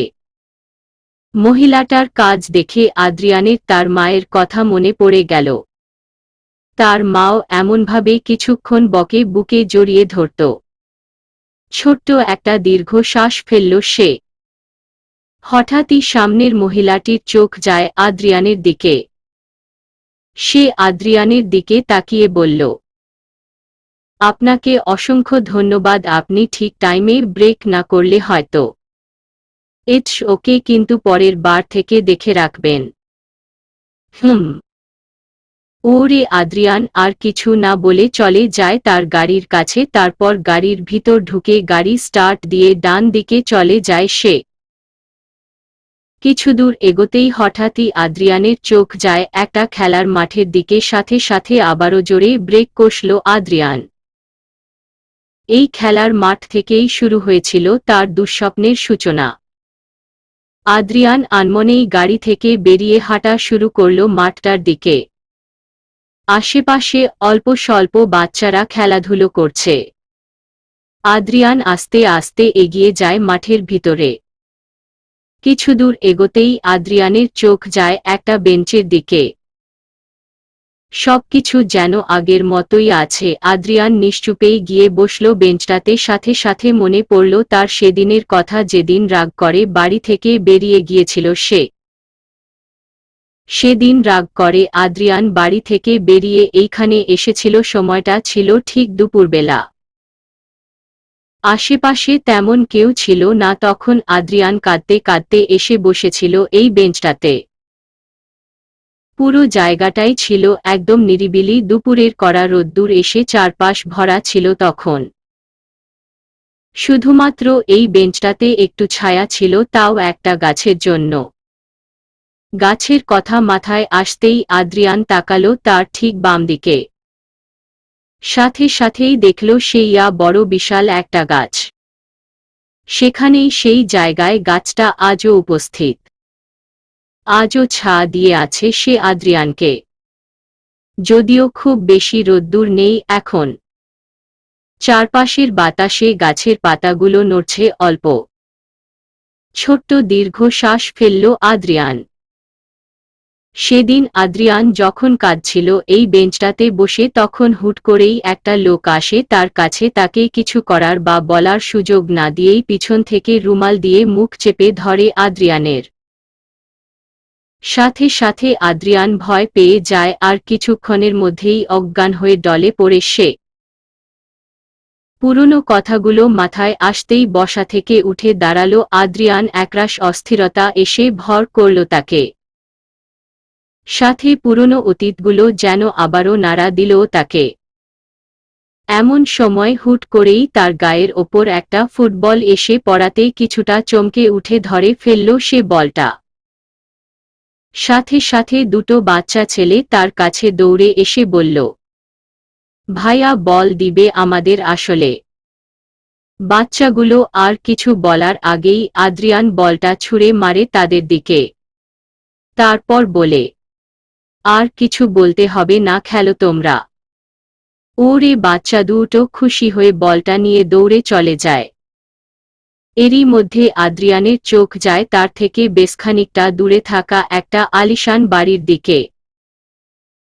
আদ্রিয়ান আনমনেই পা বাড়ায় সেদিকে। কেন যেন পুরো জিনিসগুলোকে আবারও মনে করতে চাইছে সে। যে দুঃস্বপ্ন তাকে রাতে ঘুমাতে দেয় না সেটাকেই আবার জাগ্রত করতে চাইছে আদ্রিয়ান। এমনটা নয়, সে সব ভুলে গেছে। তার আবছা আবছা করে সবকিছুই মনে আছে। আদ্রিয়ান আস্তে আস্তে হাঁটতে হাঁটতে পৌঁছে যায় সেই ভাঙাচোরা বাড়িটার দিকে। একদমই পুরনো একটা বাড়ি, খুব একটা কেউ এদিকে আসে না, কিছুটা ভুতুড়ে টাইপের দেখতে আর কি। আদ্রিয়ান আশেপাশে একবার তাকিয়ে আস্তে আস্তে ঢুকে পড়ল বাড়িটার ভিতর। বাড়িটার পাশেই ছিল মস্ত বড় একটা বটগাছ। এছাড়াও বাড়ির চারপাশ দিয়ে ঘিরে আছে ছোট বড় অসংখ্য গাছপালা। গাছেদের পাতাগুলোতে পুরো ভরে গেছে আশপাশ। বাড়িটার সিঁড়িতেই জমে আছে পাতা। পুরো জায়গাটা জুড়েই ছড়িয়ে ছিটিয়ে আছে গাছের পাতারা, কতেক পচে গেছে আর কতেক পচে যাওয়ার প্রস্তুতি নিচ্ছে। আদ্রিয়ান ভিতরে ঢুকে আস্তে আস্তে হাঁটতে লাগলো। সামনে হঠাৎই একটা জায়গা এসে থেমে গেল সে। এইখানেই একটা দেয়ালের পাশে বেঁধে রাখা হয়েছিল তাকে। আদ্রিয়ানের যখন জ্ঞান ফিরে তখন তার হাত পা বাঁধা অবস্থায় ওইখানটায় বসিয়ে রাখা হয়েছিল। সে কতক্ষণ আগে থেকে ওখানে ছিল জানা নেই তার। আদ্রিয়ান কিছুক্ষণ বসে থাকতেই সেখানে আসলো একজন লোক। লোকটিকে চেনা না আদ্রিয়ান। হাতে পিস্তল নিয়ে এগিয়ে আসছিল সে আদ্রিয়ানের দিকে। আদ্রিয়ান শুধু তাকিয়ে ছিল লোকটার দিকে। ভয়ানক এক চেহারা, মুখ ভর্তি দাড়ি, চুলগুলো ছিল উস্কো শুষ্ক। পরনে ছিল ব্ল্যাক জিন্স, সাথে গ্রিন কালার একটা জামা। লোকটি এসেই আদ্রিয়ানের মুখের ভিতর পিস্তলটা ঢুকিয়ে বলেছিল, কি ভাবছিস তো? তোকে এখানে কেন এনেছি? আসলে তোকে আনার কারণ হলো তোর বাবা, বুঝলি? তোর বাবার অনেক টাকা। ভাবছি তোর বাবার কাছ থেকে তোর বিনিময়ে সেই টাকার থেকে কিছু টাকা নিয়ে নিব। ফোনও করেছি, হয়তো কিছুক্ষণের মধ্যে নিয়েও আসবে। এবার বুঝতে পারবে তোর বাবা অফিসে বসে সবার সামনে আমার গালে থাপ্পড় দেওয়ার ফল কি হয়। টাকা যাবে কিন্তু তোকে পাবে না। এতটুকু বলে উচ্চস্বরে হেসে উঠল লোকটি। লোকটির হাসি শুনে সেই ছোট্ট আদ্রিয়ান প্রচণ্ড ভয় পায় সেদিন। আর সেই মুহূর্তেই একটা ছোট্ট কুকুর ঘেউ ঘেউ করতে করতে এগিয়ে আসলো তাদের দিকে। কুকুরটার ঘেউ ঘেউ শুনে আদ্রিয়ান আরো ভয় পায় সেদিন। আর লোকটা আদ্রিয়ানের মুখ থেকে পিস্তলটা সরিয়ে এগিয়ে যায় সামনে। কুকুরটাকে ঘেউ ঘেউ করতে দেখে প্রচণ্ড রাগ হয় লোকটির, সাথে সাথে গুলি মেরে কুকুরটাকে মেরে ফেলে সে। আর সেই কুকুরের রক্তই ছিটকে যায় এদিক সেদিকে। চারপাশের ফ্লোর জুড়ে রক্তের ছাপ ছাপ পড়ে যায়। এই সব কিছুই হয়েছিল আদ্রিয়ানের চোখের সামনে। কুকুরটা নিচে পড়ে তার দিকে তাকিয়েই থরথর করে কাঁপতেছিল। নিথর দেহটা কিছুক্ষণ ছটফট করতে করতে ওখানেই নিশ্চুপ হয়ে গেল। চোখ বন্ধ করে এসব ভাবতেই একরাশ অস্থিরতা এসে ভর করল আদ্রিয়ানকে। চটজলদি চোখ খুলল আদ্রিয়ান। আশেপাশে তাকাতেই আবারও সেই সব কিছু ভেসে আসলো তার সামনে। সেই কুকুরের ডাক, রক্তের ছাপ, সাথে লোকটার হাসি, ছটফট করা কুকুরের নিথর দেহ। আদ্রিয়ানের মাথা ভনভন করছে, সাথে একরাশ অস্থিরতা এসে আঁকড়ে ধরেছে তাকে। আদ্রিয়ান তার মাথাটা শক্ত করে চেপে ধরল, কিন্তু তাতেও যেন শান্তি মিলছে না তার। চোখে ঝাপসা দেখতে শুরু করল সে।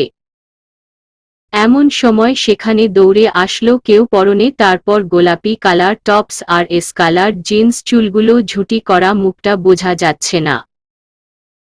মেয়েটি দৌড়ে এসে ধরল আদ্রিয়ানকে, তারপর বলল, আরে আরে, কি হলো আপনার? ঠিক আছেন? আপনি আবারও ভয় পাচ্ছেন নাকি?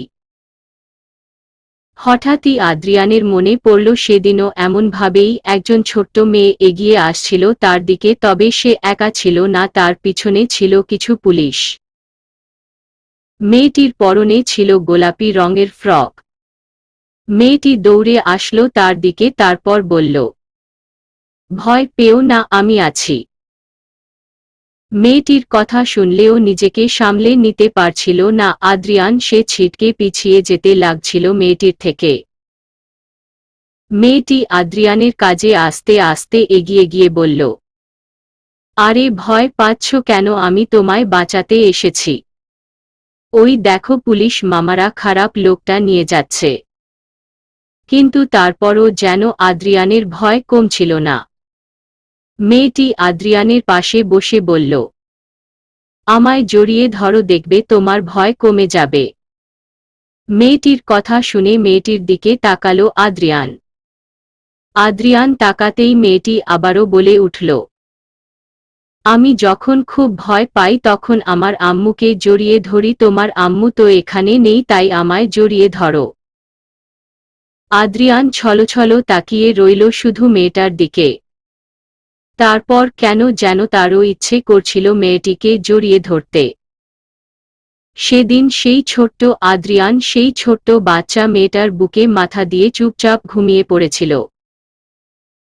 তার যখন ঘুম ভাঙে তখন সে তার রুমের শুয়ে আছে, বাহিরে বের হতেই আর ভাবতে পারল না আদ্রিয়ান।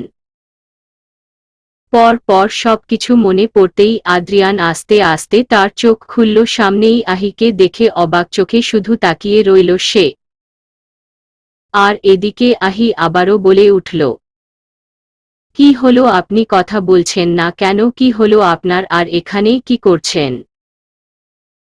ওরে! আদ্রিয়ান কিছু বলতে পারল না। আহির বুকে মাথা রেখেই চোখ বন্ধ করে ফেলল সে। আদ্রিয়ানের কাজ দেখে আহি ঘাবড়ে গিয়ে বলল, কি হলো আপনার? কিন্তু ওর যেন মিলল না আর। আদ্রিয়ানকে জড়িয়ে ধরে চুপচাপ বসে আছে আহি। কি করবে না করবে ঠিক বুঝে উঠতে পারছে না সে। আহি বুঝতে পারছে না হুট করে কি হলো আদ্রিয়ানের যে এভাবে অজ্ঞান হয়ে গেল। হঠাৎই আহির মাথায় বুদ্ধি আসলো, সাথে সাথে সে খুঁজতে লাগলো আদ্রিয়ানের ফোন। তারপর অনেক খুঁজে আহি আদ্রিয়ানের পকেট থেকে তার ফোনটা বের করল, কিন্তু আদ্রিয়ানের ফোনের পাসওয়ার্ড তো জানে না ভেবেই নিরাশ হয়ে পড়ল সে। পরক্ষণেই ফিঙ্গারপ্রিন্টের কথা মনে পড়তেই আহি আদ্রিয়ানের আঙুল ছোঁয়ালো মোবাইলের পিছনে, সাথে সাথে মোবাইল খুলে গেল। মোবাইল খুলতেই যেন স্বস্তির নিঃশ্বাস ফেলল আহি। তারপর খুঁজতে লাগল সে নিলয়ের নাম্বার। কিছুক্ষণের মধ্যে পেয়ে গেল। প্রথম কল না ধরলেও দ্বিতীয় কল ধরল নিলয়। নিলয় ফোন তুলতেই বলল আহি, হ্যালো। বল আদ্রিয়ান। আমি আদ্রিয়ান নই ভাইয়া। এতটুকু বলে সবকিছু খুলে বলল সে নিলয়কে। আহির কথা শুনে অপর পাশে নিলয় চিন্তিত মাখা কণ্ঠ নিয়ে বলে উঠল, টেনশন নিও না, আমি এক্ষুনি আসছি। ঠিক আছে ভাইয়া, বলেই ফোন কেটে দেয় আহি। তারপর অপেক্ষা করে সে নিলয়ের জন্য। সময়টা প্রায় তখন 5টা ছাড়িয়ে গেছে, আর কিছুক্ষণের মধ্যেই সন্ধ্যা হয়ে যাবে। জায়গাটা ভীষণই নিরিবিলি, এতটাই নিরিবিলি যে এখানে মেরে রেখে গেলেও কেউ খুঁজতে পাবে না বা খুঁজতে আসবে না। সাধারণত আহির এখানে আসার একমাত্র কারণ হল আহির খরগোশ, যেটা বর্তমানে তার থেকে কিছুটা দূরে চুপচাপ বসে আছে। কতক্ষণ আগেই খরগোশ ছানাকে নিয়ে হাঁটতে বেরিয়েছিল আহি। হঠাৎই খরগোশ ছানা আহির কোল থেকে লাফ মেরে নেমে চলে আসে এখানে। ভিতরে ঢুকতেই সামনে আদ্রিয়ানকে মাথা চেপে ধরে দাঁড়াতে দেখে সে দৌড়ে আসে এখানে। সে বুঝে উঠতে পারে না এই খরগোশ ছানার সাথে কি আদ্রিয়ানের কোনো কানেকশন আছে। যখনই দৌড়ায় তখনই আদ্রিয়ান সামনে আসে। আহি এইবার পুরো জায়গাটার দিকে ঘুরে তাকালো। পুরো জায়গাটা দেখতেই তার মনে পড়ল তার প্রিয় কুকুর ছানাটা এখানে মারা গিয়েছিল। তবে কুকুর ছানাটার জন্য যতটা না খারাপ লাগছিল তার থেকেও বেশি ভালো লেগেছিল সে একটা বাচ্চা ছেলেকে একটা বাজে লোকের হাত থেকে বাঁচিয়েছিল। পুরোপুরি মনে নেই আহির তখন খুব ছোট ছিল কিনা। এই রকমই এক দুপুর বেলা সে তার কুকুর ছানাকে সঙ্গে নিয়ে বাড়ি ফিরেছিল। হঠাৎই কুকুর ছানাটা দৌড়ে চলে আসে এই বাড়িটার ভিতর। আহিও ছুটতে ছুটতে চলে আসে এখানে। হঠাৎই ভিতরে কারো কণ্ঠ কানে আসতেই লুকিয়ে লুকিয়ে দেখে সে একটা বাচ্চা ছেলের মুখে একটা লোক পিস্তল ঢুকিয়ে কিছু বলছে। সাথে সাথে আহি দৌড়ে গিয়ে রাস্তার একটা লোককে টেনে দেখায়। লোকটি বিষয়টা বুঝতে পেরে সঙ্গে সঙ্গে ফোন করে পুলিশকে। কিছুক্ষণের মধ্যে পুলিশও চলে, কিন্তু আহি তার কুকুর ছানাকে বাঁচাতে পারেনি, কারণ ওটা হুট করেই দৌড়ে ভিতরে গিয়ে ঘেউ ঘেউ করা শুরু করে দেয়। ব্যাস, এরপর আর মনে নেই আহির। এগুলোও মনে থাকতো না যদি না সেদিন মায়ের মুখে শুনত। কুকুর ছানাকে খুব ভালোবাসত আহি। কথাগুলো ভাবতেই দীর্ঘশ্বাস বেরিয়ে আসলো আহির। আজও সেই কুকুরটার জন্য কষ্ট হয় তার। এমন সময় আহির ভাবনার মাঝখানে সেখানে উপস্থিত হল নিলয়। এক প্রকার দৌড়ে ভিতরে ঢুকল সে। তারপর আহির সামনে বসে বলল সে, এসব কি করে হলো? আমি জানি না, উনি হুট করেই এখানে অজ্ঞান হয়ে গেছেন। আহির কথা শুনে আর কিছু না বলে নিলয় তার হাতে করে আনা বোতলটা খুলে আদ্রিয়ানের মুখে পানির ছিটে দিতে লাগল। পর পর দুবার পানির ছিটে দিতেও আদ্রিয়ানের হুঁশ না আসলেও তিনবারের বার পানির ছিটে দিতেই চোখ খুলে তাকালো সে। মিট মিট চোখে তাকালো আদ্রিয়ান আশেপাশে। পরক্ষণেই সামনে নিলয় আর আহিকে দেখে চটজলদি উঠে বসল সে। এখানে ঠিক কি হয়েছিল সেটাই বোঝার চেষ্টা করছিল সে। নিলয় আদ্রিয়ানকে উঠতে দেখে বলে উঠল, কি হয়েছিল তোর, আর এখানে কি করছিস তুই? তুই তো বলেছিলি বাড়ি যাবি, তবে এখানে কেন আসলি? নিলয়ের কথা শুনে পর পর সবকিছু মনে করতে লাগলো আদ্রিয়ান। সব মনে পড়তেই আদ্রিয়ান এক পলক আহির দিকে তেমন কিছু না বলে শুধু বলে উঠল নিলয়কে, আমি বাড়ি যেতে চাই নিলয়।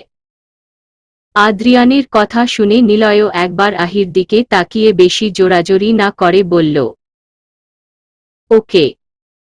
গাড়ির পিছন সিটে মাথা রেখে চোখ বন্ধ করে শুয়ে আছে আদ্রিয়ান। মাথা ভন ভন করছে, তার সাথে কয়েক মুহূর্ত আগে কি কি ঘটল সেগুলোও ঘুরপাক খাচ্ছে চারপাশে। আদ্রিয়ানের মনে পড়েছে তার অতীতের সাথে একটা মেয়েও ছিল যে তাকে সেদিন বাঁচিয়েছিল, সাথে তার ভয় কমানোর জন্য তাকে জড়িয়ে ধরতে বলছিল। হুট করেই আদ্রিয়ানের মাথায় একটা কথা এসে মাথা বাড়ি মারল খুব। তবে কি সেই বাচ্চা মেয়েটা আহি ছিল? কথাটা মাথায় আসতেই চোখ খুলে ফেলল আদ্রিয়ান। কেমন যেন এলোমেলো লাগছে সবকিছু। অন্যদিকে ভাঙা চোরা বাড়িটার দরজার সামনের 4 সিঁড়ির উপরে দাঁড়িয়ে আছে আহি, আর তার পাশেই দাঁড়িয়ে আছে নিলয়। হঠাৎই নিলয় বলে উঠল, তোমাকে অসংখ্য ধন্যবাদ, তুমি না থাকলে হয়তো। নিলয়ের পুরো কথা শেষ করার আগেই বলে উঠল আহি, ইটস ওকে ভাইয়া, আর ধন্যবাদ আমায় নয়। এতটুকু বলে নিচ থেকে তার খরগোশ ছানাকে কোলে তুলে নিয়ে নিলয়কে দেখিয়ে বলল, ওকে দিন, ওর জন্যই আমি এখানে এসেছিলাম। ও যদি দৌড়ে এখানে না আসতো তাহলে হয়তো আমিও এখানে আসতাম না। আসলে এইখানে তেমন কেউ আসে না, কে জানে উনি কেন আসছিলেন। যাক গে, বাদ দিন, আমায় যেতে হবে ভাইয়া, সন্ধ্যা হয়ে এসেছে, এরপর বেশি দেরি করলে মা বকবে। বলেই খরগোশ ছানাকে কোলে নিয়েই দৌড়ে চলে যেতে নিল আহি। আহিকে যেতে দেখে বলে উঠল নিলয়, আমি তোমায় গাড়ি করে পৌঁছে দেই। ইটস ওকে, আমি যেতে পারবো, আর এখান থেকে আমাদের বাসা খুব বেশি দূরে নয়, তাই টেনশন নিবেন না, আমি যেতে পারবো। বলেই চলে যায় আহি। অবশ্য যাওয়ার আগে আদ্রিয়ানের দিকে তাকিয়েছিল সে। আদ্রিয়ান তখন অন্যদিক তাকিয়েছিল। অতঃপর আদ্রিয়ানের গাড়ি টপকে সামনের দিক দিয়ে হাঁটতে হাঁটতে চলে গেল আহি। আর অন্যদিকে নিলয় একটা দীর্ঘশ্বাস ফেলে চলে যায় আদ্রিয়ানের কাছে। তারপর বলে, তাহলে যাওয়া যাক।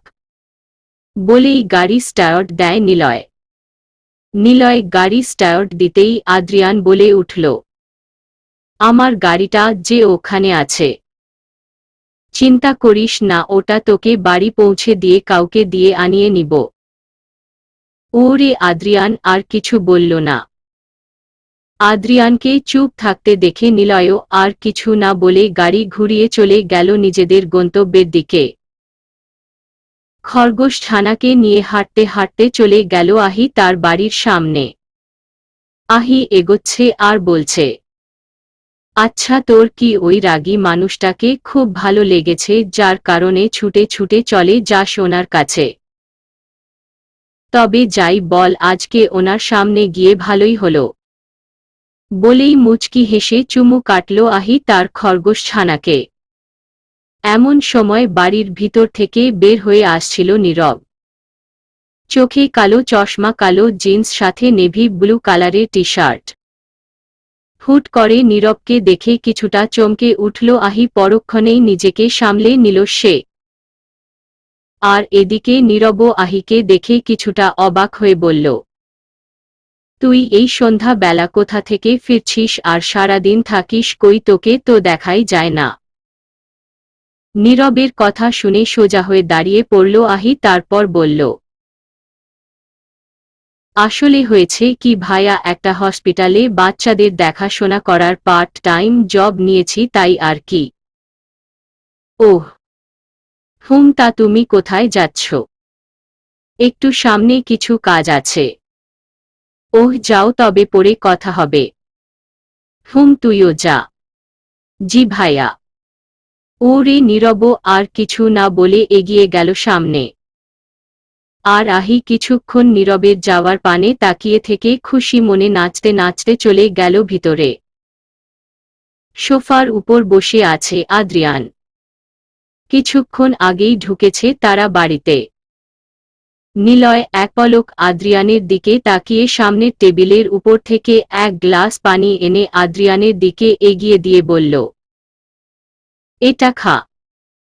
ওরে আদ্রিয়ানো আর কিছু না বলে চটজলদি পানির গ্লাসটা হাতে নিয়ে ঢকঢক করে পানিটা খেয়ে নিল সবটা। আদ্রিয়ানের পানি খাওয়া শেষ হতেই নিলয় পানির গ্লাসটা আদ্রিয়ানের হাত থেকে নিয়ে রাখল টেবিলের উপর, তারপর আদ্রিয়ানের পাশে বসে বলল, এখন বল তো কি হয়েছিল তোর? নিলয়ের কথা শুনে আদ্রিয়ান তাকালো নিলয়ের দিকে, তবে কিছু বলল না। আদ্রিয়ানকে চুপ থাকতে দেখে কিছুটা নিরাশ হয়ে বলে উঠল নিলয়, কি হলো, চুপ করে আছিস কেন? এমনিতেও ইদানিং দেখছি তোকে তুই ঠিক নেই। ঠিক মতো কাজে মন দিচ্ছিস না, শ্রীমঙ্গল থেকে ফিরে আসার পর থেকেই কেমন একটা হয়ে গেছিস তুই। বল আমায়, কি হয়েছে তোর? নিলয়ের এবারের কথা শুনে আদ্রিয়ান আর চুপ থাকতে পারল না, পর পর সব ঘটনা খুলে বলতে লাগল সে নিলয়কে। শ্রীমঙ্গলের সেই বৃষ্টি ভেজা রাতে আহির তার কাছে আসার সাথে মাঝরাতে তাকে জড়িয়ে ধরতেই চেনা চেনা স্পর্শের অনুভূতি পাওয়া, তারপর মিসেস লিনাকে সব খুলে বলা, আর লাস্ট কিছুক্ষণ আগে হয়ে যাওয়া সব ঘটনাই খুলে বলল সে নিলয়কে। নিলয় তো সব শুনে চরম অবাক। নিলয় অবাক হয়েই বলল আদ্রিয়ানকে, তার মানে তোর অতীতের সাথে আহির কানেকশন আছে? ও মাই গড, এটা তো একদমই আনএক্সপেক্টেড বিষয়। তোর মতো আমিও খুব অবাক, তবে এখনো পুরোপুরি শিওর নই আমি। মেয়ে তো একটা ছিল, কিন্তু সেটা যে ওই মেয়েটাই এটা বুঝবো কি করে? ওরে নিলয় আর কিছু বলল না। কিছুক্ষণের নীরবতা নেমে আসলো তাদের দুজনের মাঝে। হঠাৎই নিলয় বলে উঠল, এখন কি করবি? তবে নিবি কি আহির হেল্প? নিলয়ের কথা শুনে আদ্রিয়ান সোফায় গা এলিয়ে দিয়ে বলে উঠল, আমি জানি না। পরের দিন ভার্সিটিতে পা টিপে টিপে এদিক সেদিকে তাকাতে তাকাতে এগোচ্ছে আহি। কাল হসপিটালে তার প্রথম দিন থাকায় ভার্সিটি আসতে পারেনি সে। কিন্তু এরপর আর প্রবলেম হবে না, ভার্সিটি শেষে হসপিটাল যাবে আহি। এই জবটা পাওয়ার একমাত্র কারণ হল রিনি তার পরিচিত একজন কলিগের সাহায্যে এই জব পাইয়ে দিয়েছে আহিকে। এসব ভাবতে ভাবতেই এগোচ্ছিল আহি। এমন সময় তার দিকে এগিয়ে আসছিল রিনি আর অথই। তারা আহির কাছে এগিয়ে এসে বলল, কি রে, কেমন আছিস? কাল থেকে তো তোর কোনো খোঁজই নেই। ওদের কথা আহি একটু হেসে বলল, ওই একটু। তা কালকের জবের ফার্স্ট ডে কেমন কাটল তোর? রিনি, খুব ভালো। তোরা তো জানিসই বাচ্চাদের আমার কত ভালো লাগে, সেই হিসেবে জবটা পেয়ে আমি খুব খুশি। তা তো তোর চেহারা দেখেই বুঝতে পারছি। অথই ওরে দাঁত কেলানি হাসি দিয়ে বলল আহি। ও আর কি, চল ক্লাসে যাওয়ার যাক। বলেই তিনজন একসাথে চলল। কিছু দূর যেতেই আহি রিনি একদিকে আর অথই একা অন্যদিকে চলে গেল। অতঃপর আজকের মতো ভার্সিটি শেষ করে যে যার বাড়ি যাবে এখন। অথই বাস ধরার জন্য চলে গেল আর রিনি গাড়ি করে চলে গেল। আর আহি আস্তে আস্তে হেঁটে যাচ্ছে। এখান থেকে সে সোজা হসপিটাল যাবে, তারপর ওখান থেকে সোজা বাড়ি। আজ একবারও নীরবের সাথে দেখা হয়নি আহির, এর জন্য মনটা হালকা খারাপ তার। আনমনেই নানা কিছু ভাবতে ভাবতে এগিয়ে চলতে লাগল আহি। এমন সময় হুট করেই তার সামনে একটা বড় কালো গাড়ি এসে থামল। হুট করে এমনভাবে গাড়িটা সামনে চলে আসাতে পুরোই চমকে উঠল আহি। পরক্ষণেই নিজেকে সামলে নিয়ে গাড়িটার দিকে তাকাল সে। এরই মধ্যে গাড়ি ভিতর থেকে কালো কোট পরিহিত দুটো লোক বেরিয়ে এসে বলে উঠল আহিকে, ম্যাম, আপনাকে আমাদের সাথে যেতে হবে। হুট করে অচেনা দুটো লোকের মুখে এমন কথা শুনে আহি আশেপাশে তাকালো। আসলে সে বুঝে উঠতে পারল না কথাটা আসলে কাকে বলল লোকগুলো। আহিকে এদিক সেদিকে তাকাতে দেখে আবারও বলে উঠল লোকগুলো, আমরা আপনাকেই বলছি ম্যাম। এবার যেন সত্যি সত্যি আহির চোখ বেরিয়ে আসার উপক্রম। আহি নিজের দিকে আঙুল দেখিয়ে বলল, আপনারা আমায় ম্যাম বলছেন কেন? আমার মনে হয় আপনাদের কোথাও একটা ভুল হচ্ছে, আমি আপনাদের ম্যাম নই। আহির কথা শুনে লোক দুটো আবারও একসাথে বলে উঠল, আমাদের কোনো ভুল হচ্ছে না ম্যাম, এই দেখুন আপনার ছবি। বলেই আহির সোজাসুজি থাকা লোকটি তার মোবাইলটা দেখালো আহিকে। সত্যি সত্যি এদের হাতে নিজের ছবি দেখে পুরোই চমকে উঠল আহি। চোখ বড় বড় করে বলল সে, এটা তো আমারই ছবি। জি ম্যাম, আপনারই ছবি। আপনাকে আমাদের আমাদের সাথে যেতে বলেছে। লোকটির কথা শুনে ভ্রুকুচকে বলল আহি, যেতে বলেছে মানে? এইভাবে হুট করে যেতে বলতেই আমি যাব না কেন? আর আপনাদের বসকে দেখুন, ম্যানন নাম বলা যাবে না। আপনাকে যেতে বলেছে আর আপনাকেই যেতে হবে। আমি যাব না। আপনারা আপনাদের বসকে গিয়ে বলুন আমি যাব না। বলা নেই কওয়া নেই, হুট করে যেতে বললেই যাব নাকি আমি? বলেই চলে যেতে নিল আহি। আহিকে যেতে দেখে লোক দুটো আহির পথ আটকে দাঁড়িয়ে বলল, আপনাকে তো এভাবে যেতে দেওয়া যাবে না। দেখুন, আমি আপনাদের কোনো বসকে চিনি না, তাই আমায় যেতে দিন। এটা বললে তো হবে না, আমাদের বসের অর্ডার ম্যাম, পালন তো করতেই হবে। দূর, এ কোনো মুসিবতে পড়লাম আমি? আপনাকে যেতে হবে ম্যাম, বসের অর্ডার। লোকগুলোর কথা শুনে বেশ খানিকটা বিরক্তি নিয়ে বলে উঠল, আপনাদের বসকে বলুন তো। নাম বলা যাবে না ম্যাম। আহি কিছুক্ষণ ভেবে চিনতে বলে উঠল, আচ্ছা, আপনারা আমায় ধরে নিয়ে মেরে ফেলার ফন্দি আঁটছেন না তো? আহির কথা শুনে লোকগুলোর চক্ষু বেরিয়ে আসার উপক্রম। কিছুটা নিরাশ হয়ে বলল তারা, না ম্যাম, এটা একদমই আপনার ভুল ধারণা। তাহলে আপনারা আমায় কেন নিতে চাইছেন বলুন তো? এবার যেন আহির কথা শুনে বিরক্তির চরম সীমানায় পৌঁছে গেছেন তারা। চরম মার্কার বিরক্ত থাকা সত্ত্বেও ঠান্ডা গলায় আবারও বলে উঠল লোকগুলো, আপনাকে বসো, আমাদের সাথে যেতে বলেছে ম্যাম। প্লিজ চলুন, আপনি গেলেই সবটা বুঝতে পারবেন। কিন্তু আমার যে এখন কাজ আছে, সেটা নিয়ে ভাববেন না, বসো, দেখে নিবেন আপনি, শুধু চলুন আমাদের সাথে। লোকগুলোর এবারের কথা শুনে গভীর ভাবনায় মগ্ন হল আহি। মনে মনে ভাবছে সে, এখন আমি কি করব? এদের সাথে যাব নাকি? মনে তো হয় না এরা আমাকে এমনি এমনি যেতে দিবে। এদের দেখেও তো মনে হচ্ছে না এরা খারাপ মানুষ। কানে ব্লুটুথ, চোখে কালো চশমা, পোশাক আশাক দেখে বোঝাই যাচ্ছে এরা কারো গার্ড। কিন্তু এরা আমায় কেন নিতে আসছে? আর বসটাই বাকে, আমার ছবিও বা পেল কোথায়? এরকম নানা প্রশ্ন মাথা ঘুরপাক ঘুরপাক খাচ্ছে আহির। আহিকে চুপচাপ দাঁড়িয়ে থাকতে দেখে আহির ভাবনার মাঝে আবারও বলে উঠল লোকগুলো। কি হলো ম্যাম, চলুন। লোকগুলোর কথা শুনে হালকা চমকে উঠল আহি। পরক্ষণেই নিজেকে সামলে নিয়ে শেষমেশ বাধ্য হয়ে বলল সে, ঠিক আছে চলুন, গিয়ে দেখা যাক আপনাদের বসটাকে। আহি গাড়ি দরজা পর্যন্ত আসতেই একজন লোক গাড়ির দরজাটা খুলে দিল। এদের কাজকর্মে বেশ অবাক আহি, তবে আপাতত সেসব কিছু না ভেবে আস্তে গিয়ে বসে পড়ল সে গাড়িতে। আহি ভিতরে বসতেই আবারও একজন গার্ড গাড়ির দরজাটা বন্ধ করে দিয়ে বসে পড়ল সামনের ড্রাইভিং সিটে। অতঃপর আহিকে নিয়ে চলল তারা তাদের বসের কাছে। গাড়ি চলতেই এক অজানা ভয় এসে গ্রাস করল তাকে, সাথে কিছুটা অস্থিরতাও ফিল হচ্ছে। তারপরও যথারীতি নিজেকে স্বাভাবিক রেখে চুপচাপ বসে রইল আহি গাড়িতে।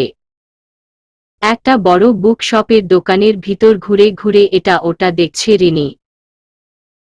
একটা সুন্দর গল্পের বই, সাথে কিছু রং তুলি আর পেন্সিল কিনবে সে। আঁকা আঁকি করতে ভীষণ পছন্দ করে রিনি। ভার্সিটি শেষ করেই আজ বাড়ি না গিয়ে সোজা এখানে এসেছে সে। এমনি সময় আহিকে নিয়ে আসতো, কিন্তু আজ কেন যেন একাই চলে আসলো রিনি। অনেক খুঁজে একটা সুন্দর গল্পের বই খুঁজে বের করল সে।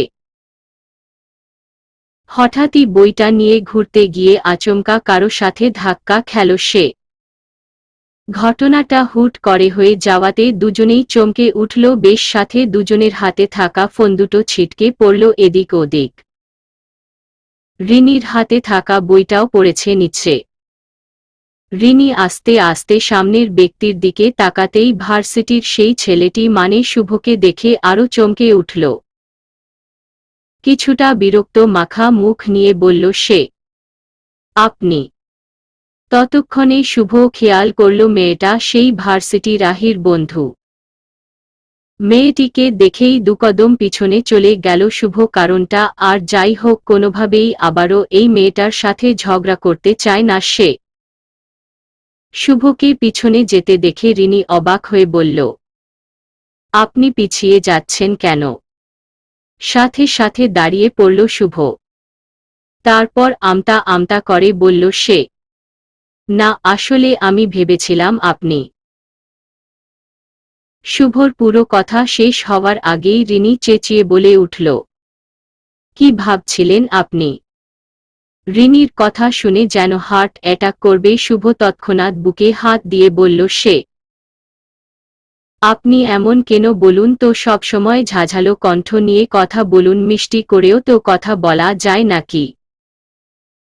দেখুন, আপনার থোবরা দেখলেই আমার মাথা গরম হয়ে যায়, সরুন তো। বলেই নিচ থেকে বই আর বাম দিকের কালো কভারের মোবাইলটা হাতে নিয়ে উঠতে নিল সে। এরই মধ্যে শুভ নিচে বসে পড়ল, তার মোবাইলটাও উঠাতে হবে কিনা। সাথে সাথে উপর নিচ করতে গিয়ে দুজনের মাথায় বাড়ি খেল দুজন। রিনির তো মুখ থেকে অটোমেটিক বেরিয়ে আসলো, আউচ। সাথে সাথে শুভ কিছুটা ঘাবড়ে গিয়ে বলে উঠল, সরি সরি সরি আপু। ব্যাস হয়ে গেল, যাও। এতক্ষণ রিনি তার রাগকে কন্ট্রোল করতে পেরেছিল, সেটাও শুভর আপুর ডাক শুনে হয়ে গেল। রিনি রাগী লুক নিয়ে ঝাঝালো কণ্ঠের সাথে বলে উঠল, কি বললেন আপনি? আপনাকে তো আমি। সাথে সাথে শুভ তার মোবাইলটা নিয়ে এক দৌড়। সে বলতে চায়নি, মুখ ফসকে বেরিয়ে গিয়েছিল। শুভর এমন কাজ দেখে রিনির রাগ যেন সপ্তম আকাশে উঠে গেছে। নেক্সট টাইম পেলে একে যে খুন করবে এটা কনফার্ম ভেবেই রাগ নিয়ে উঠে দাঁড়ালো রিনি। তার সুন্দর মুডটাকে একদম নষ্ট করে দিল। বদমাশ ছেলে কোথাকার বলেই হন হন করে উল্টো দিকে হাঁটা দিল রিনি। অন্যদিকে একটা বুক শেলফের পিছনে লুকিয়ে আছে শুভ। ভয়ে যেন শরীর কাঁপছে তার। এই মেয়েটা আসলেই খুব ডেঞ্জারাস। দুবার দেখা হলো আর দুবারই তার দিকে মারার জন্য তেরে আসলো। উফ বাবা গো বাবা, মেয়ে না যেন ধানি লঙ্কা ভেবেই জোরে নিঃশ্বাস ফেলল সে। তারপর নিজেকে সামলে নিয়ে গায়ের শার্টটার সাথে পিছনে থাকা ব্যাগটা ঠিক করে রিনির একদম উল্টো দিক দিয়ে হাঁটা শুরু করল সে। নিজের রুমে বসে আছে আদ্রিয়ান। মাথার মধ্যে হাজারো চিন্তা ভাবনায় মগ্ন সে। এমন সময় তার রুমে ঢুকল নিলয়। আদ্রিয়ানের সামনে গিয়ে বলল সে, তাহলে মিটিং রুমে যাওয়া যাক। বলেই আদ্রিয়ান তার চেয়ার থেকে উঠে চলল। আদ্রিয়ান যেতেই নিলয় একটা ফোন করে বলল, তোমরা কোথায়? নিলয়ের কথা শুনে শুনে অপর পাশের লোকটাও বলে উঠল, এই তো স্যার, আর আধ ঘন্টার মধ্যে পৌঁছাচ্ছি। ঠিক আছে বলেই ফোনটা কেটে জোরে শ্বাস ফেলে চলে যায় সে মিটিং রুমে। বেশ কিছুক্ষণ পর আহিদের গাড়ি এসে থামল একটা বড় কোম্পানির সামনে। গাড়ি থামতেই সামনের দুজন লোক নেমে আহির সামনের দরজাটা খুলে দিয়ে বলল, আমরা এসে পড়েছি ম্যাম। ওরে আহিও আর বেশি কিছু না ভেবে আস্তে আস্তে বের হলো সে গাড়ি থেকে। তারপর সামনের দিকে তাকাতেই চোখ যেন তার আর ইচড়ুই গাছ। কারণ কোম্পানিটা আর কারো নয়, আদ্রিয়ানের, যেটাতে এর আগেও একবার এসেছিল আহি। সেই দিনের কথা ভাবতেই শুকনো ঢোক গিলল আহি। তারপর আমতা আমতা করে বলল, এখানে? আহির কথা শুনে লোক দুটো বলে উঠল, জি ম্যাম, এটা তো আদ্রিয়ান মাহমুদের কোম্পানি। এই তো আপনি বুঝতে পেরেছেন, তাহলে চলুন ভিতরে, আপনার জন্য বস অপেক্ষা করছে। সাথে সাথে আহি ভয়ার্ত কণ্ঠ নিয়ে বলল, মাথা খারাপ হয়েছে আপনাদের? এখানে আমি যাব? এইবার সত্যি সত্যি শিওর আপনাদের কোথাও একটা ভুল হচ্ছে। বলেই উল্টো দিক ফিরে চলে যেতে নিল আহি। আহিকে যেতে দেখে আবারও সামনের লোকটি মুখোমুখি দাঁড়াল আহির। তারপর বলল, আপনি এইভাবে যেতে পারবেন না ম্যাম। এবার বিরক্তির একদম শেষ পর্যায়ে চলে গেছে আহি। এখন তার নিজের মাথার চুল নিজেরই ছিঁড়তে ইচ্ছে করছে তার। কেন যে সে এখানে আসতে গেল? শেষমেশ আর কোনো উপায় না পেয়ে আহি ভয়ে ভয়ে এগিয়ে আদ্রিয়ানের কোম্পানির ভিতরে চলবে।